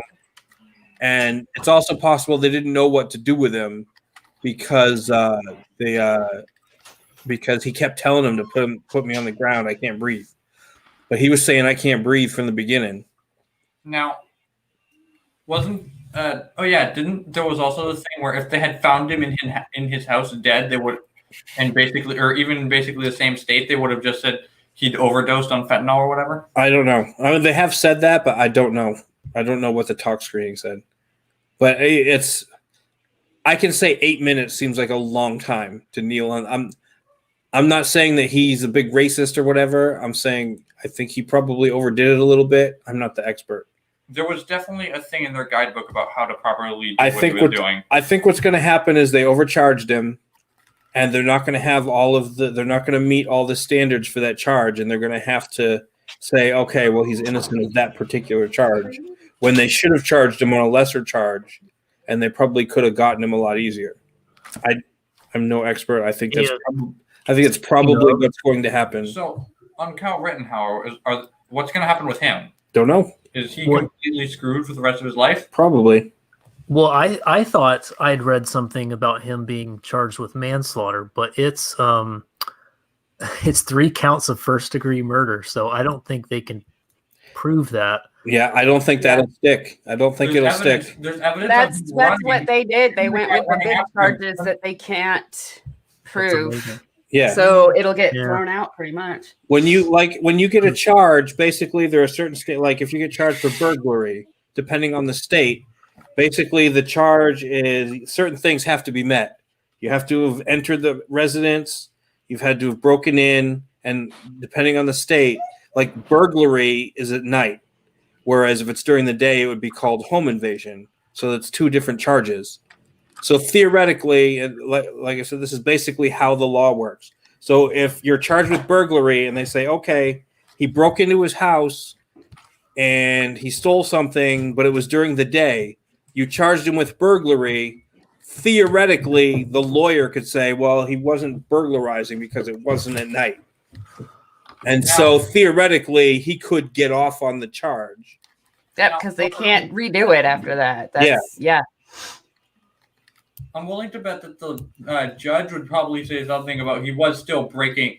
Well, yes, and but entering. again, that would be a separate charge. The charge would be, like I said, every state is different. I just kind of gave a random example. Now, what And you, the charge should have been home invasion. And if they did home invasion and they charged him with that, then theoretically, then that would have been the charge that they could have convicted him on. It's So you would have essentially a to look- lawyer's job to find those everything that they holes. can Yeah. throw at them. Yeah. Yeah, so you basically, this is why it's important.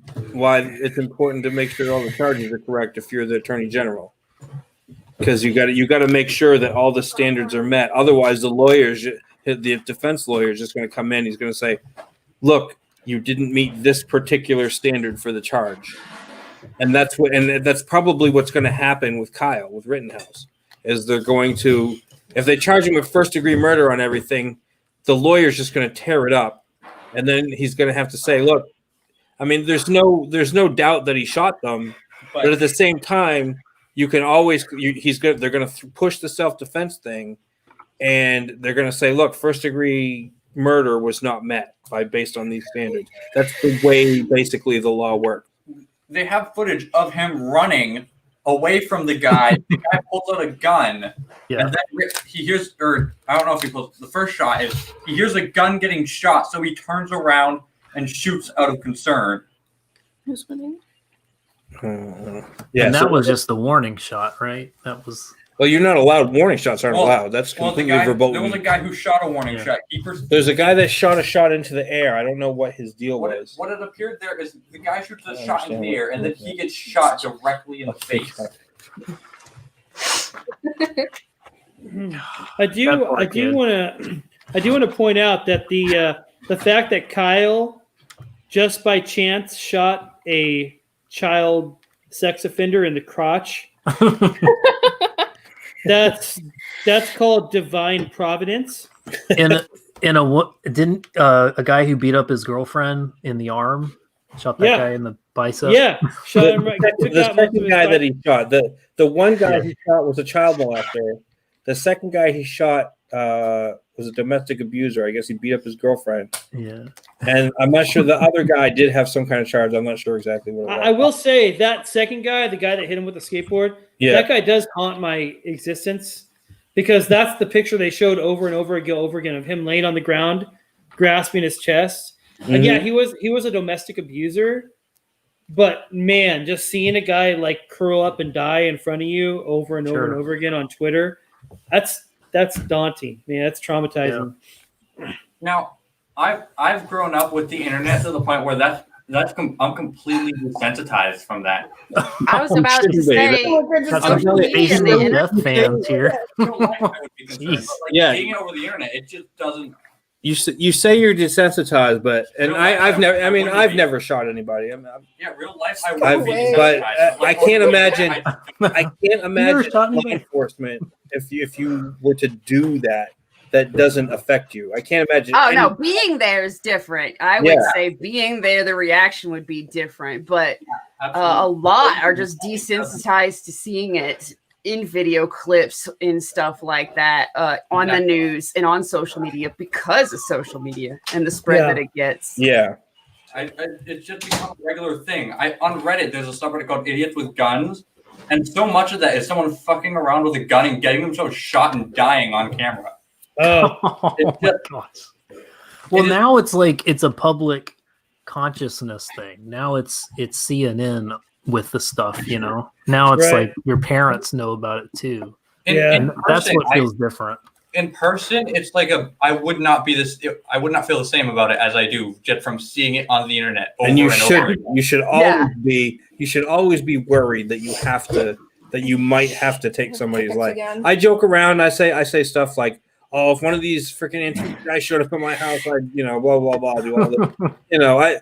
I can say that on Twitter or whatever. I try to avoid saying I'd kill somebody because you never know what you. Yeah. You never want to you never want to do something. In like my mind, I believe that I'm You- prepared to do it if I absolutely have to, but never want to. Yes, I feel like I could defend my life if I had to, but I can't. That would be such.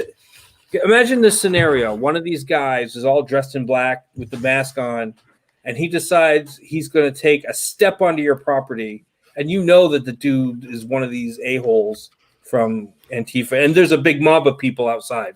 This one dude's like, "I'm going to take a step." Boom! I did it.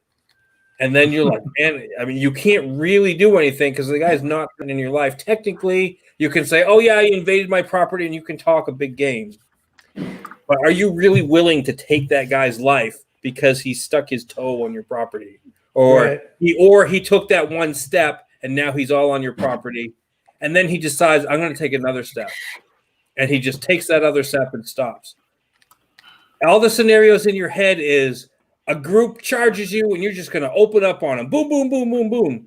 But it's going to be like that. It's going to be the one guy. He takes a step, then he takes another step, then he takes another step. Then everyone else gets all emboldened. Oh, look, the guy's he's armed, but he's not doing anything. He's not going to do anything because he knows he can't.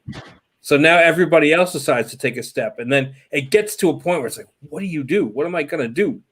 You always get, I like I said, I talk a big game on Twitter and stuff. But at the same time, when it's happening right there in front of you and you got those two eyes looking at your eyes and saying, what are you going to do?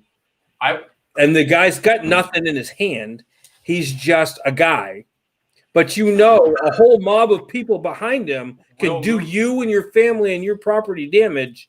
What are you going to do? I mean, it's not such a cut and dry decision to make. Now, on that logic, I would base it off of if you know that if you let him go too far, the rest of the mob will follow. You have to stop him before the rest of the mob follows. Logically, yes, but at the same time, let's say that guy takes too many steps onto your property, and you say, you know what, that's enough, and you do something about it, and then the mob says, hey, they call the cops. This guy just killed this unarmed guy for no reason. He was just honest. He wasn't going to do anything. He's harmless. He was a one guy. Now, it's such a crazy scenario, but it's what's going on.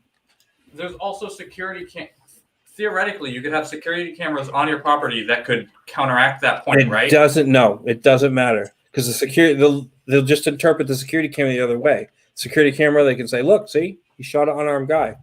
He wasn't doing anything. Now, I would like to assume that you would have a line of "do not cross" on your property that says "don't cross." The line should be the property, and that's the problem. So, in that case, would you just put if So crossing? it's either you shoot the one guy and you get in trouble, you will be shot, or everybody else comes onto your property. Now, look, and get hurt. here's how it works. You shoot the one guy, you're in trouble for killing a guy or shooting Yeah. a guy. You shoot a mob of people, guess what? Now you're a mass shooter. Yeah, but if they come onto your property, It's almost like you can't win, even if they're messing with your property. There's almost no way out of it. It's crazy. And you're basically describing who are those guys in St. Louis? Remember them? They were just that standing there couple. and they got convicted. Or All they're they at least did, they haven't been convicted yet, but all they did was show a gun. Yeah, and they were on their property. They ended up being prop weapons or something, or one was unloaded, one was a prop. Yeah, but as far as doesn't I matter. saw, they were definitely holding those guns Yeah, wrong. Yeah, well, the I wife was like, She was I mean, people fell in love with her because of how stupidly she was holding. Was on the trigger. There was definitely Yeah, incorrect stuff that they were doing. yeah. Bad. She had bad trigger discipline. But, yeah. Yeah, it's insane. But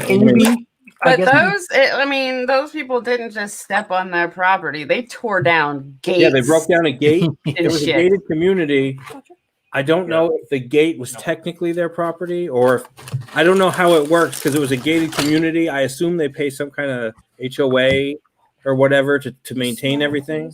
So what is trespassing law? It's all different. Depends on honestly, a lot of this, what you can get away with and what you won't, depends on the state and the city and everything. I know some places have like stand your ground laws where if you feel threatened, all you have to do is say you feel threatened, which is a bit loose.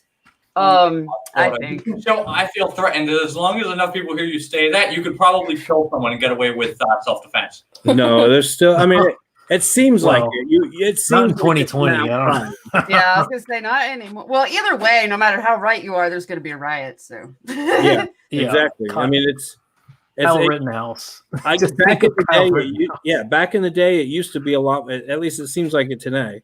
It used to be a lot more cut and dry. The guy comes onto your property, and you can just say he threatened me. He was on my property. Depending on the state, you might be able to say, "Hey, I was defending myself."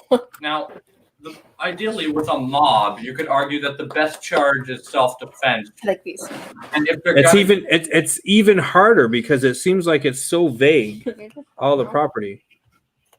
It's going to have to take more than getting beaten over the head with a skateboard. Yeah. It's going to take at least they know that. it. They know it because that's why they it's just sad because hit him in the wrong spot in his head, die like that. Yeah. They carry skateboard. None of them. You never see any of them riding the skateboards. They carry. I don't even think they know how. Because they know they can hit people with it, and they can. And they can carry it around, and it's not considered a weapon. It's not considered a weapon. It's just a skateboard. Smart. Yeah, but honestly, just about any weapon is a deadly weapon if you want it to be. So, including that skateboard, man, that could have caused permanent damage, all sorts of stuff. With just about anything, literally anything. If you hit someone right with it, you can kill them. You can kill people. You can eyeballs of a stuffed toy. You can kill.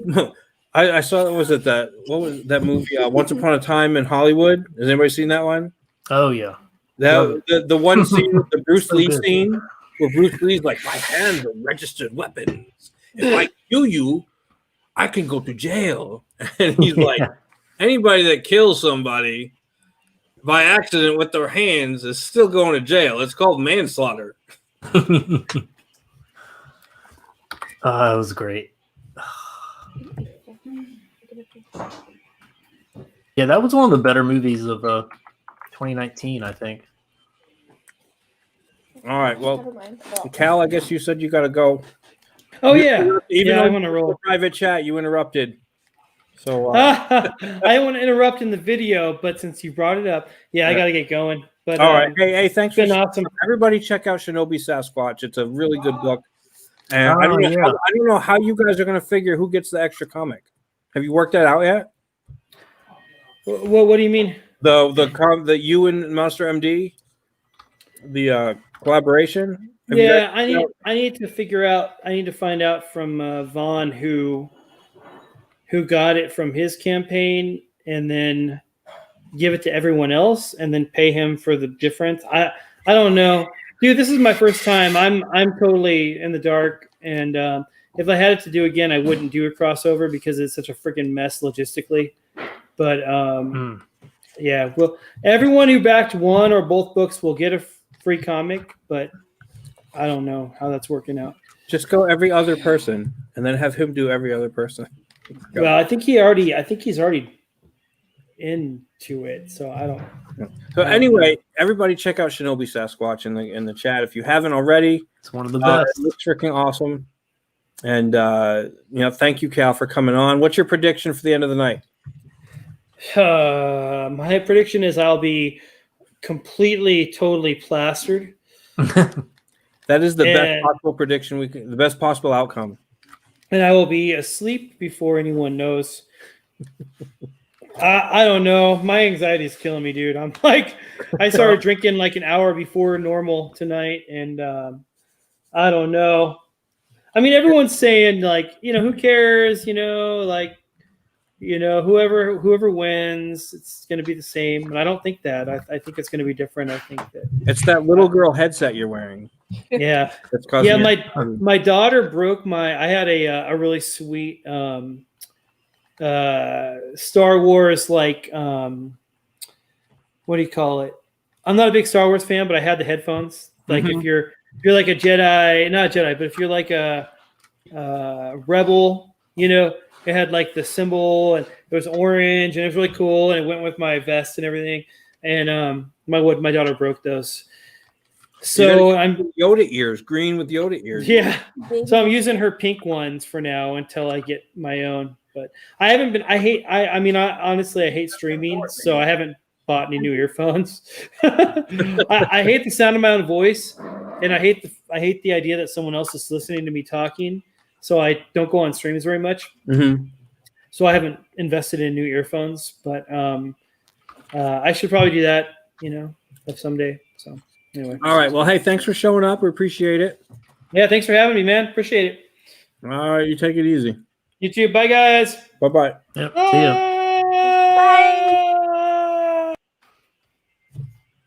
And then it was 3. Fine. Have the Oreo. We found these. We found these at the store today. They're for the holidays. Gingerbread Oreos. Ah, beautiful. Yeah. Oh, so- 'tis the season. Wow. You missed out Jumping on that. on your headphones, which since From- you bought, you've used once. From before Halloween, we were seeing the Christmas stuff up. Yep. At Lowe's and everything. So now we got the. I actually like these. These are really good. The only I ginger took off that do cream and is it's got that weird like I don't know if it's cinnamon or gingerbread flavor. It's gingerbread. And gingerbread Oreos. All right. So let's see. I don't know. All right, let's look at what we got going on. Which news source are we going to use? You know, like I feel like just to go with off of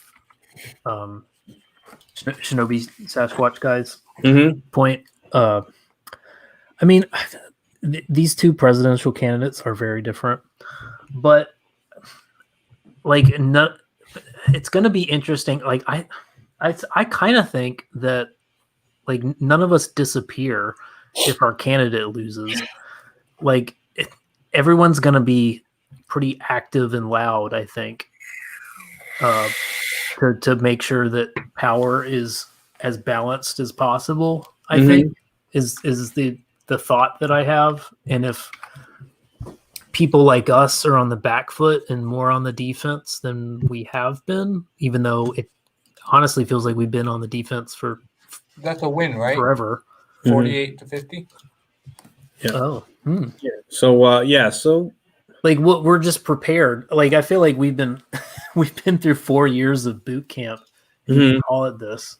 And so it's just going to be more of that. Maybe more intense, but we're more prepared now than we were in 2016 to handle the insanity. I don't know. I feel like I'm hardened. Just this year has been harsh. It's Yeah. just, I'm not even talking about the corona and stuff. Just all of the kind of political stuff. Yeah. I mean, it's been bad, but it just seems like everything's especially with the COVID and all that. It just seems like it's gotten so much worse. It's concentrated everything. Mhm. Like at the time that in 2016, at the time of 2016, it was the big thing was there was a lot of that like anybody can go into whatever bathroom they want, and that was a big thing. Wokeness really took off like crazy that year. And then this year it's just they ramped it up. Yeah, it's true. But we didn't know how to discuss it, you know, and there wasn't any kind of it wasn't language like shorthand to know like what seemed to be the issue and like why are we not able to even talk about things that seem so obvious in the recent past, like now we do have a vocabulary for that, and then we also I think people on both sides or all sides really are more organized, I guess, because social media even the last 4 years has been like a better, everyone's figured out how to use it as a tool, I guess, to just hanging out and doing live streams like we're doing now, which no one was doing in 2016. Like there's just like more tools, I guess, at our disposal to like stay in the loop, I guess, and stay on track, I guess, to keep an eye on the prize, I suppose. Yeah, I think there's a lot more of you really have to push to get your message out, and there's a lot more effort towards it. Yeah. Well, so because they want to tear like Twitter and Facebook and all that. They want to make sure that it's like they don't want the wrong voices to be heard. Yeah, sure. Yeah. Yeah. So I got a crash too. Yep. All right. We're Hey, getting do one of those fuck it streams or whatever. Those are good. I hang out in the chat sometimes. You do good stuff. Oh, awesome! That makes me happy. And good. Yeah, comments, I will too. still be doing one, and I'm sure I'll be commenting on. yes, you better invite more. Yeah, I better Whatever start crap inviting- happened. I'll shut down in half an hour anyway. It's 11:30, and it's not even like I don't know. It's still a toss up. I thought I was gonna make it, but I'm like, no, it's gonna be one of them streams where I fall asleep on it again, and I don't want to do that no more. Well, you made it close. Like I said, it's 11:30. I was going to shut down at midnight anyway. For only being 11:30, it feels like 3 a.m. Right? I don't know. It feels It does early. to me. But he's got Ohio. Yeah. If they say Yeah. different, they're fucking around. He's got Ohio, which means he's probably got it. He's got You think Florida and so? Ohio. Yeah. Oh, there we go. They already called Florida. All right. Yeah. Yeah, he'll get Ohio. I don't know how many votes that one is. I should a probably lot. have to spend a little bit of research. It's like 18. Is it That's 18? That's a chunk of change. Yeah. And Yeah. then let's see. Hey, Dad, you might want to. Yeah, he's definitely got Ohio. I'm sure he'll get Texas. It's Wait, how Texas. do you call an Arizona blue? A lot of people are wondering about that. That seems really odd. I mean, I haven't looked at the actual But one, but here's what a bunch of what people are saying. A bunch of the news, whatever's they're doing right now is right now they started calling a bunch of stuff for Biden just for the hell of calling it for Biden. Mhm. And as soon as Trump started flipping some of the colors, now a bunch of them, all within like 5 minutes of each other, are reporting that they're not going to call it for anybody until like at the end of the week once they count all the other votes. So Yeah. some bullshittery is going to happen, yeah. and some a lot of screaming and crying is going to happen. But Yeah, I'm seeing one. I'm seeing like I don't know what stream this is. I think it's NBC has got 192 and 114. So I mean, some I guess are being more conservative about making calls than others. yeah. Yeah, I think it's going to become obvious for Trump, and that's when the backpedaling and Yeah. wait, guys, something's wrong, and you're gonna see the bullshit. Texas might not be wrong. It's just unannounced at the moment. Yeah, they haven't called Yeah, everything. Texas is unannounced. Gonna be I red. think that's the yellow ones, they're unannounced because Ohio's not finished. I can just tell you from what I was following that even if it's not finished, it pretty much finished. I thought yellow was libertarian. Yeah, Yeah. yellow's the libertarian guys. Our first party candidate to ever get elected. Winning was We were joking about that, me and my winning wife with- today. with We're like, what's going to 34%. happen if they call for the libertarians? If the libertarians win, then everybody's going to be like, I don't know. They can't. What start are they going to destroy the cities because libertarians won? They can't start a civil war because it's not Trump. I like that. Somebody put it well. They're still counting up how many absentee ballots they need to suddenly find. Yeah. Yep. I remember during the Bush one or whatever, Bush Gore or something, they were just like in some states, and this year is going to be one of these years where they have to. In some states, if they call it, they don't even count the absentee ballots. Like that's part of the law. No It's kidding. like, oh well, it's already, there's no way the absentee ballots are going to change it, so we're just going to call it, and they throw those votes. So they literally don't count them. They're all the military votes. They just throw them away.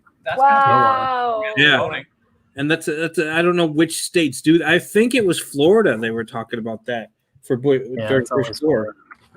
Those some places, I guess. Maybe if they have like such a big lead that it wouldn't matter. Maybe, but that seems a little bit messed up. Yeah, they should. Even if it's not going to win, they should at least count them and say, "Hey, I think there's going to be a lot of hey, we found all these votes in somebody's trunk of their car." Yeah. office or something. There's gonna be a lot of that kind of shit. going Yeah, on. there's gonna be a whole bunch of wait, these mail-in ballots. Yeah. So I'm gonna be honest. I'd rather them not count military votes right now than count a whole fuck ton of fraudulent votes. Well, yeah. Yeah. Military. They need to count all the votes. Is what they need. I'm to gonna do. go ahead. They need and to. crash. They need to. They should have. And Cool. the problem is they set up rules ahead of time, and they're like, "Look, you want the mail-in ballots? Okay, these are the rules. Check signatures. We have to do this and that." And they said, at first, they said, "Fine, that's good. We'll do that."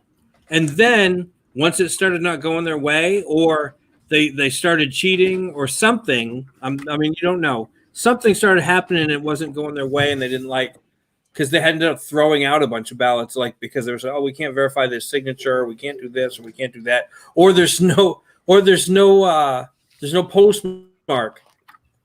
So, well, if there's no postmark, how do we know that this was sent and that somebody didn't just fill this in and give it to you? So, I mean, there was all kinds of weird stuff like that. And then they want to change the rules, and now they want to change the rules up until today, which is ridiculous. If they want to do the mail, Good night, y'all. stick to the rules. Good night. Let her go. All right. Yeah. No, yeah. It's crazy. I'm looking at I'm on NPR, which is pretty left leaning, as you can imagine. And they got like every pink. There's a ton that's pink, and they're not calling it yet, but there's a lot of there's only two. Well, they only got like 4 states left that are light blue, and like for the most part, it seems like they're like pre-calling all the blue stuff, and they're trying not to pre-call the pink. Like, which I'm looking at this based on this map here. Which ones is NPR calling pink? Like, are they calling Georgia pink? Georgia's pink. Yeah. I'll just let you know. Georgia, Ohio, Pennsylvania, which is up. In Pennsylvania, which is great. He's 56 to 42. It's really that far apart? Yeah, but it's only But they're waiting- 51%. Are they waiting for the big cities? Well, I think they probably got some cities. That's why it's pink and not light blue. Mm-hmm. And Texas, Wisconsin is pink. Iowa is. Maine is. But Maine like splits things up, as you know. Oh yeah. Florida is still pink technically, even though we're 98% in, and North Carolina. So those are all, and those. I think everyone was talking about which swing states he needed. I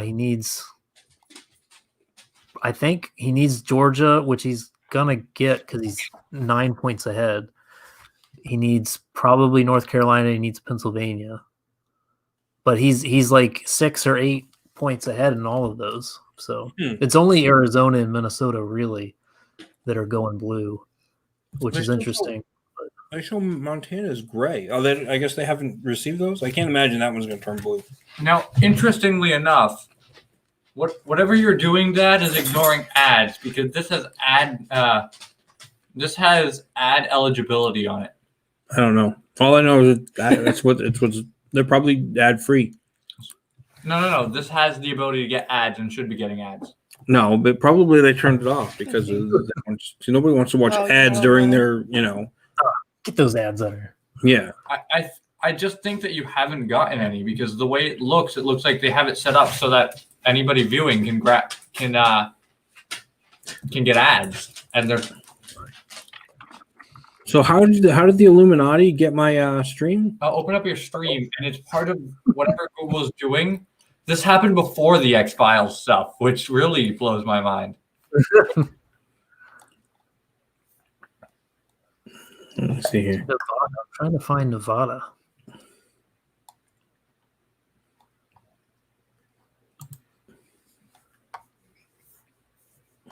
Oh, Nevada's got 0% in. They haven't even started. That's weird. Break. They're over there with Hawaii and Alaska. What kind of time zone are they in? Some states are in cracked out time zones as they decide their own All time right, zones. where? and I it's don't see it. Oh, it's gone now. Earlier, when we were looking at it, it had right here. It said Illuminati. I probably can go grab it online and bring it up and send. Screen cap it. If you invite me to the StreamYard, I might be able to just That's pretty funny. broadcast it. Did you see other things I found recently? I've been bored. Yes, we'll take you out to the bathroom later. He needs to go outside and pee. He doesn't want to go outside unless I go with him. What a night! He I can is- hold down the chat if you want. No, that was You want me to hold down the stream for a couple minutes? No, he'll be fine for now. I think We'll take him in a bit. Like I said, we're going to be shutting down here in about 20 minutes. So yeah. Is it still up? It is because I haven't refreshed tab. It might be gone now. No. No, just leave it. Just leave it the way it is. No, that shouldn't cause too many problems other than I'm now slightly farther away from the thing. Illuminati. They've taken over my stream? Is that what, I don't understand what that is. No. So basically, this is context, and it takes it from cultural. It takes it from pop cultural references that you're making. Oh, really? In the Oh, that's why it was pulling that stuff from X Files. No. Long before the X Files. Yeah. Huh.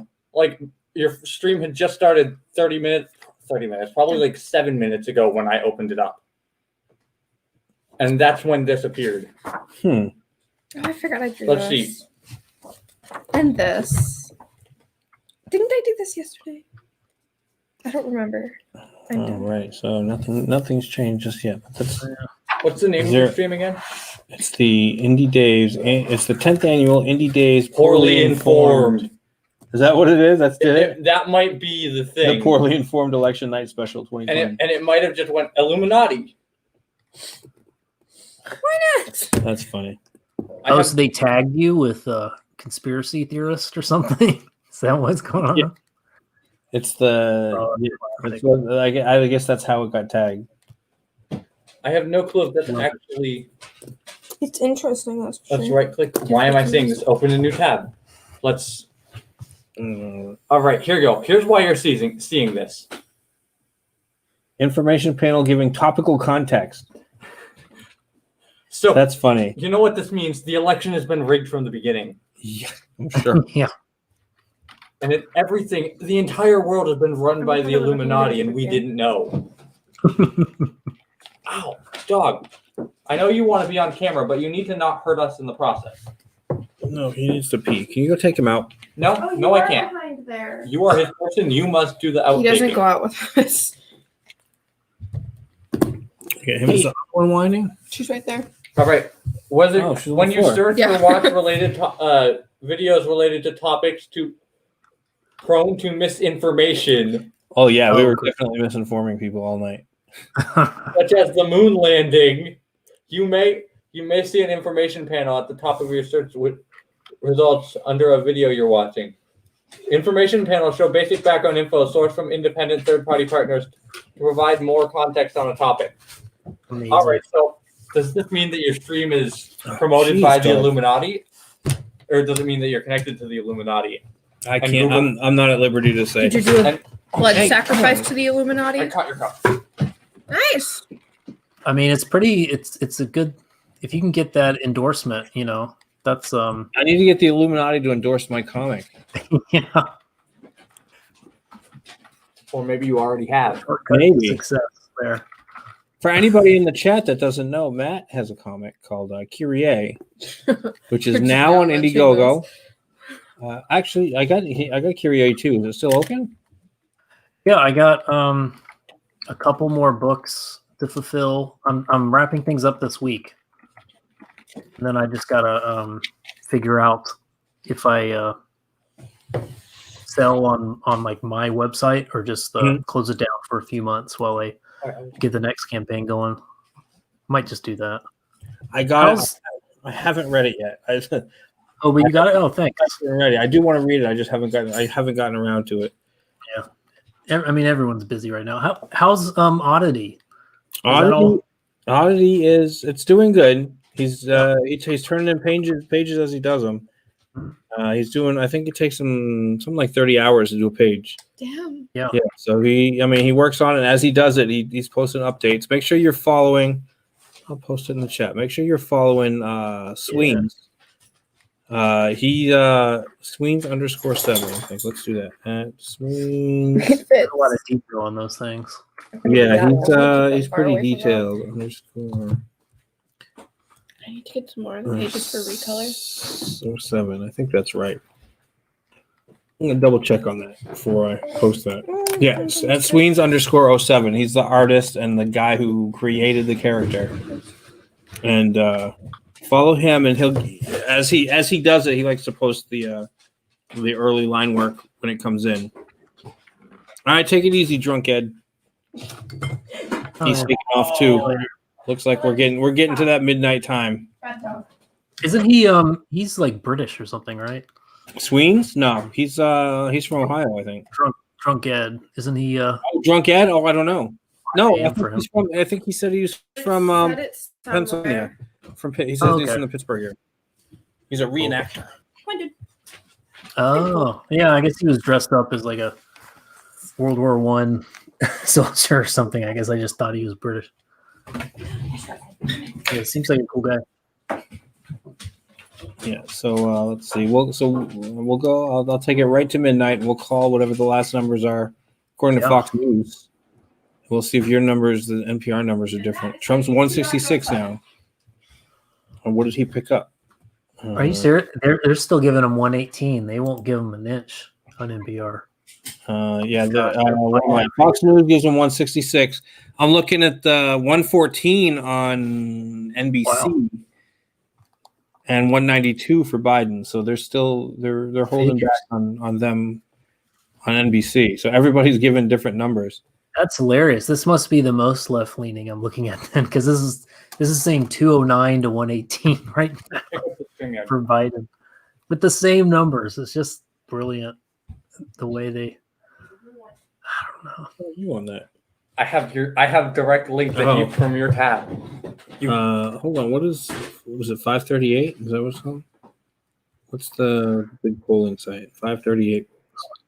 Hey, Gothic Arcs. Thanks for hanging out with us.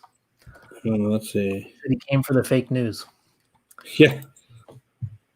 Let's see. 538. What are they saying? What are they calling? One more. Let's see. Results and coverage. I'm wondering. Like I said, I'm wondering if everybody's being kind of cautious. Here we go. According to 538, it's 192 and 118, which is what Fox is reporting. Wow. But all the rest are pink. You know. Yeah, so, I don't know. I think people are afraid if you call it, because they said if you call it for Trump, then they're gonna shut you down on. You might get smacked down. You might get shut down on Facebook and whatever. And Jack Dorsey's watching. He gets to call it. You want me to share screen? What are you on? This is what I'm on. All right. I haven't invited you in. Well, I'm waiting for you to do that, and then. All right, let me invite you in real quick. Oh, who? Oh, there you are. Well, you just have to go. Who is this? Who I just spoke to about this? All right, you're muted. Because it would overloop. Oh, okay, yeah. So, what were you gonna share? That. Oh, yeah. Put it on share screen. It already is. I've already sent a request.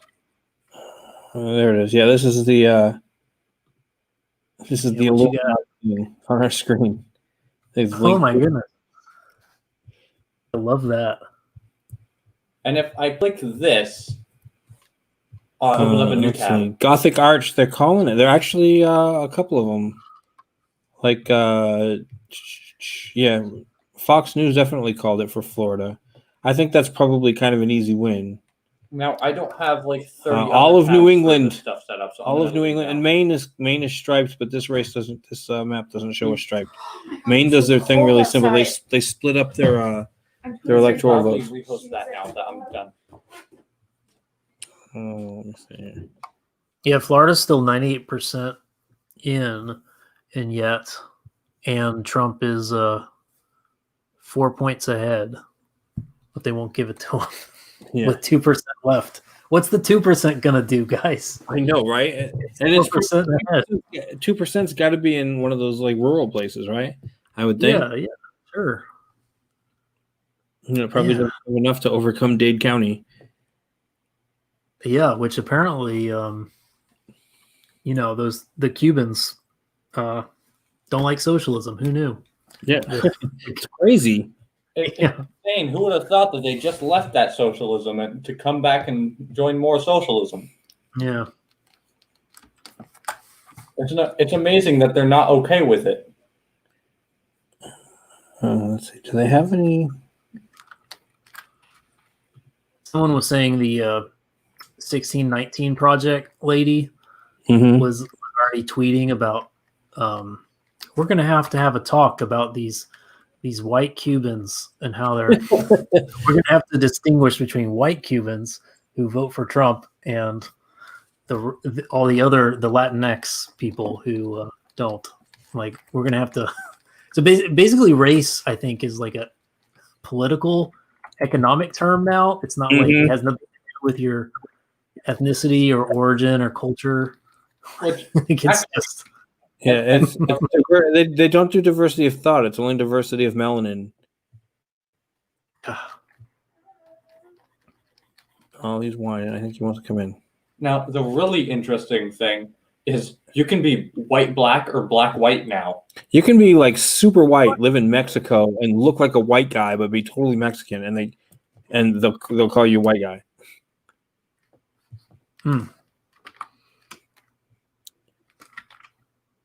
Wait, so what's white black versus black white? What's I don't. A white guy who's black and a black guy who is white. The difference is one skin tone and one. The difference is skin tone. Yeah. It's literally a mental difference. All right, Fox News is calling Ohio. Yeah. Let's see, and they're calling Ohio for Trump, and they're calling New Mexico for Biden. Yep. I don't know. It's probably going to be Arizona too for Biden. I don't know what they're doing as far as. I don't know. It seemed weird that they were calling the state for Trump or for Biden, but apparently that's not a thing. You should one of these. All right, let's see here. Let's see what the news is saying. Let's follow one of. Which book is that? Just. Yes, we do. I don't think you're screen sharing.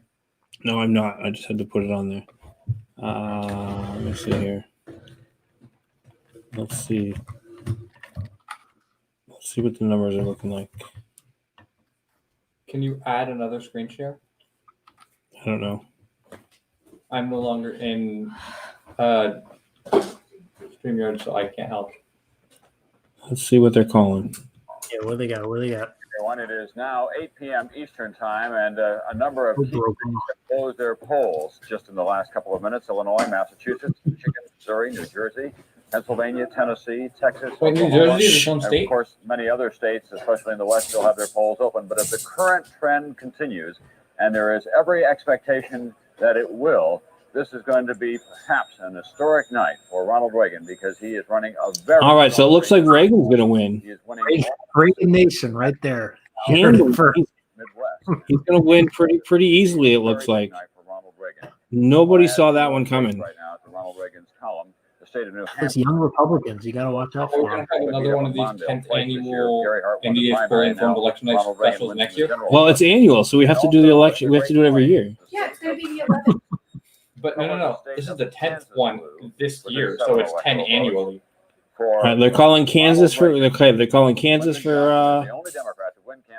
They're calling Kansas for Reagan. Yeah. Back then we were blue. Back then, right, Republicans were blue. I think they used to switch every year or something. With its 20 electoral votes. Again, a state with severe economic difficulties. Oh, that's funny. Years of the Reagan administration. But tonight it awards its electoral votes to Ronald Reagan. You're gonna have to wait a long time to see what if they call if any of them are red states. Why? Okay, because Reagan won like 49 states or something. Yeah, he won like all of them that year. I think probably Massachusetts might have been the only one he didn't win. I was unaware that New Jersey was a state. For Ronald Reagan, 16 electoral votes there. Look at that. That was a the blue collar. That was literally historic. I think Massachusetts was the only one. Geraldine Ferraro would help them in New Jersey. But Yeah, that was apparently Mondale. it did not. Mondale was Another he was key a win, governor of electoral votes Massachusetts, out I of think, New at the Hampshire, out time. of New Jersey for Ronald Reagan. 270 electoral votes are required. Look at that, Zero 166 to steadily 0. Amazing. It seems toward a much higher number. So 160 Reagan Wow. third term this year, then? this hour. I wish. These so far, no states that we have been able to call for Walter Mondale. 3% of the precincts have reported in nationwide. We're beginning now to see some votes. Go let him And in. as you can Did you see, see that article about the dead the lead skeleton that playing to a President Congress Reagan, Vice desk President getting Bush reelected? have over Walter Mondale and Ferraro is overwhelming at this time. That's a 24 They called that one. That, of course, could change. We want to There take it this is. opportunity to remind you. Yeah, I remember. There was a movie where the guy it was The Distinguished Gentleman with Eddie Murphy. I think that's the right movie. And in that one, he wins the election because his name is the same as the dead guy, and everybody just goes in and votes for the dead guy. and he's running, but his name is close enough to the dead guy where everybody voted for him. I haven't seen that one. That one, it was pretty funny. Miss that guy. I was hearing a rumor that he might go do stand up. He might do a tour, but then COVID happened. Oh, Eddie Murphy? Yeah. He got back was into thinking about form. He got back into form. He did that movie about Rudy Ray Moore, and it was Oh, I it was didn't see that actually either. it was really funny. It was Yeah. he was definitely back to his pre-Disney days. Ah, beautiful. Yeah, it was good and funny. And if he were to continue making movies like that, it's tough though because you got the kind of woke army and stuff. Yeah, Right. yeah. Because you go back to, I mean, like all his stand up is. Oh yeah, it would be illegal today. Yeah, It'd be I know. illegal. But he would No tear it kidding. up. It would break records if he could just do a tour. It Yeah, would be if he let's see what that's house production. Never mind. I was just looking at one of the other screens I have up, the NBC screen. What are they looking for right now? They're Senate at this hour, 43 and 43. So Senate's tied right now. Yeah, Senate's important too. It's Yeah. I keep forgetting it's not just two guys. Yeah, NBC's not calling Florida. No, they weren't even call. Oh my God, they weren't even calling Virginia. I wonder if they pulled it because I thought they were calling Virginia earlier. So then here's what we need to do. I need to get the full All right, plastic come on, copy up. for this, so then I can just stand in the background and then suddenly move midstream. Come on, up. All right, everybody wants to see you, Nova. Come on, up. She can't jump. Oh, there we go. And now you have double dog. It was a good one. Ooh, two of them. Oh my goodness. It's my canine army. Yeah. They don't listen to anyone else but me. And she just doesn't listen to anybody. She's just a puppy, though. Well, she's what, two or three now. I think Wow. They just had a birth. They just had a birthday. Oh, are they their sisters? No, well, he's actually a chocolate. purebred. He's a chocolate. Well, they're both purebred. He's a chocolate lab, and she's a Cane Corso. Oh, cool. They're both purebred and from the we same got mother. her. We got him from the breeder, and we got her from the shelter. Nice. Yeah, and she's very, very needy. She gets really jealous easy. You have to be touching her. Yeah. I suspect that she still has abandonment issues from being brought to the She's shelter. afraid to go in the car because I think she's afraid that we're going to drop her off at the shelter. Yeah, so she doesn't like the car. Yeah, the doctor, she was limping for a while, and so we brought her to the vet. And the vet's like, "Oh, she's got bad knees. She's going to need knee replacement and all this other stuff." She doesn't care. Yeah, still and we were goes like, and and it takes was the going to car around the cost house. like $8,000 or some crazy amount. and we were trying to figure out how we're going to pay for this and blah blah. And then now she walks just fine.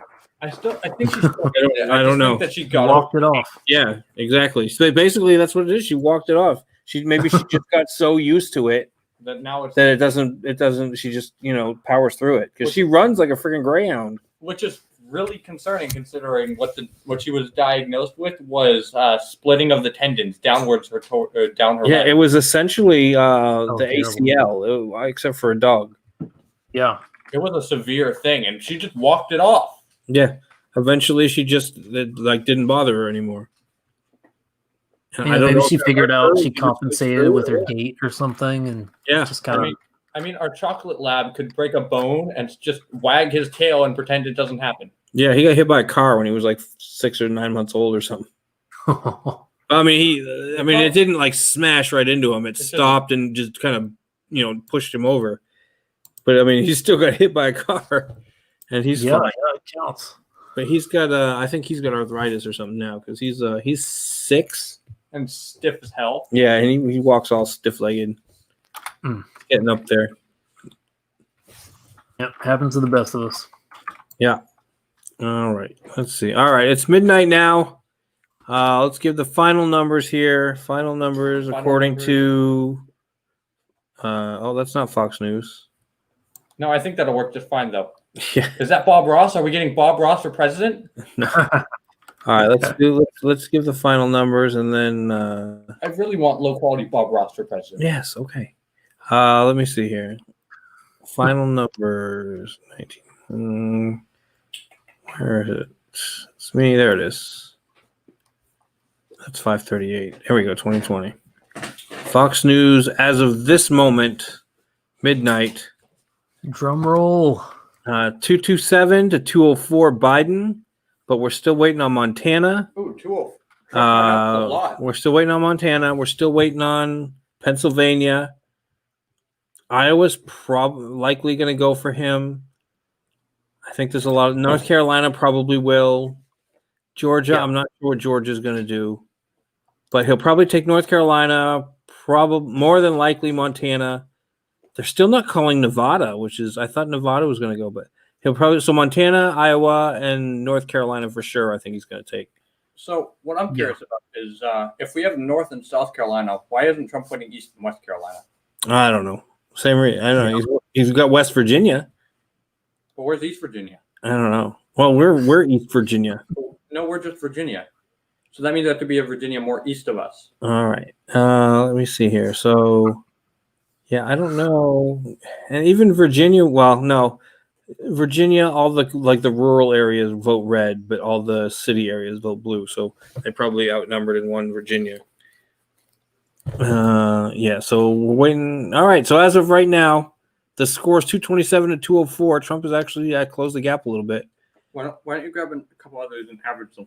I think you could throw in Georgia because he's 8 points ahead there, and they're 78% counted. I'd be surprised unless like Atlanta is the last county, and they haven't touched it yet, which I doubt. And that's 16. You could throw 16 on top of that, so that gets them to 20. That gets him to 220. Oh, yeah. So that's even closer. And again, he's going to take Montana. And I think Iowa's a sure thing. Pennsylvania is really kind of the linchpin. Iowa's 6. Yeah. Yeah. see. PA, I mean, you get 20 with Pennsylvania alone, and he's yeah. Well, he's 56% counted, but he's it's 56 to 41 for Trump right now In Pennsylvania? Yeah, it's all those late night flights he was taking there, all those rallies. Of the Oh my- 57,000 people that showed up. Yeah, wow. 538. I'm looking at 538 and it's showing that fracking showing up. Yeah. 538 is saying showing 192 to 136 with Biden ahead on the electorals. So that's not close. Well, yeah, I guess that's kind of closer, but they're not counting some states that everyone else is counting, or that some people are counting. Everybody's giving different numbers. You should average them together because that'll give you an actual number. Actually, if I had my phone, I would. Yeah, well, we're going to go ahead. We're going to shut it down. Hey, Matt, thanks for showing up. Thanks Yeah, everybody that's still here. I think we got 3 people left. Gothic Arch, thanks for showing up. Drunk Ed's already gone. Everybody else that's still here. Hey, Dad, do you want to meet your third? Oh, yeah, and then it's you. All right. Yeah, thanks again, Matt. Everybody keep an eye on Matt Krotz. Check out the big compilation of Kyrie when it comes out, right? You going to do one big book? Yeah. Maybe go hardcover. Who knows? Yeah. So everybody, keep an eye on Matt Krotz. Follow him on Twitter and whatever other social media he's got. Check out Kyrie if you can get a copy. And again, thanks for showing up. Oh, now we got 5 people. Thanks for showing up. We're gonna go ahead and call it a night. Does that mean you can extend the stream longer? No. We're gonna go ahead and call it for the night, and it's looking pretty close. I think Trump's got a good chance. It's gonna be a squeaker. It's not gonna be the big landslide that everybody was thinking. Yep. But I think he's got a good chance, and let's hope that happens. All right, everybody have a good night, and we'll see you later. See y'all.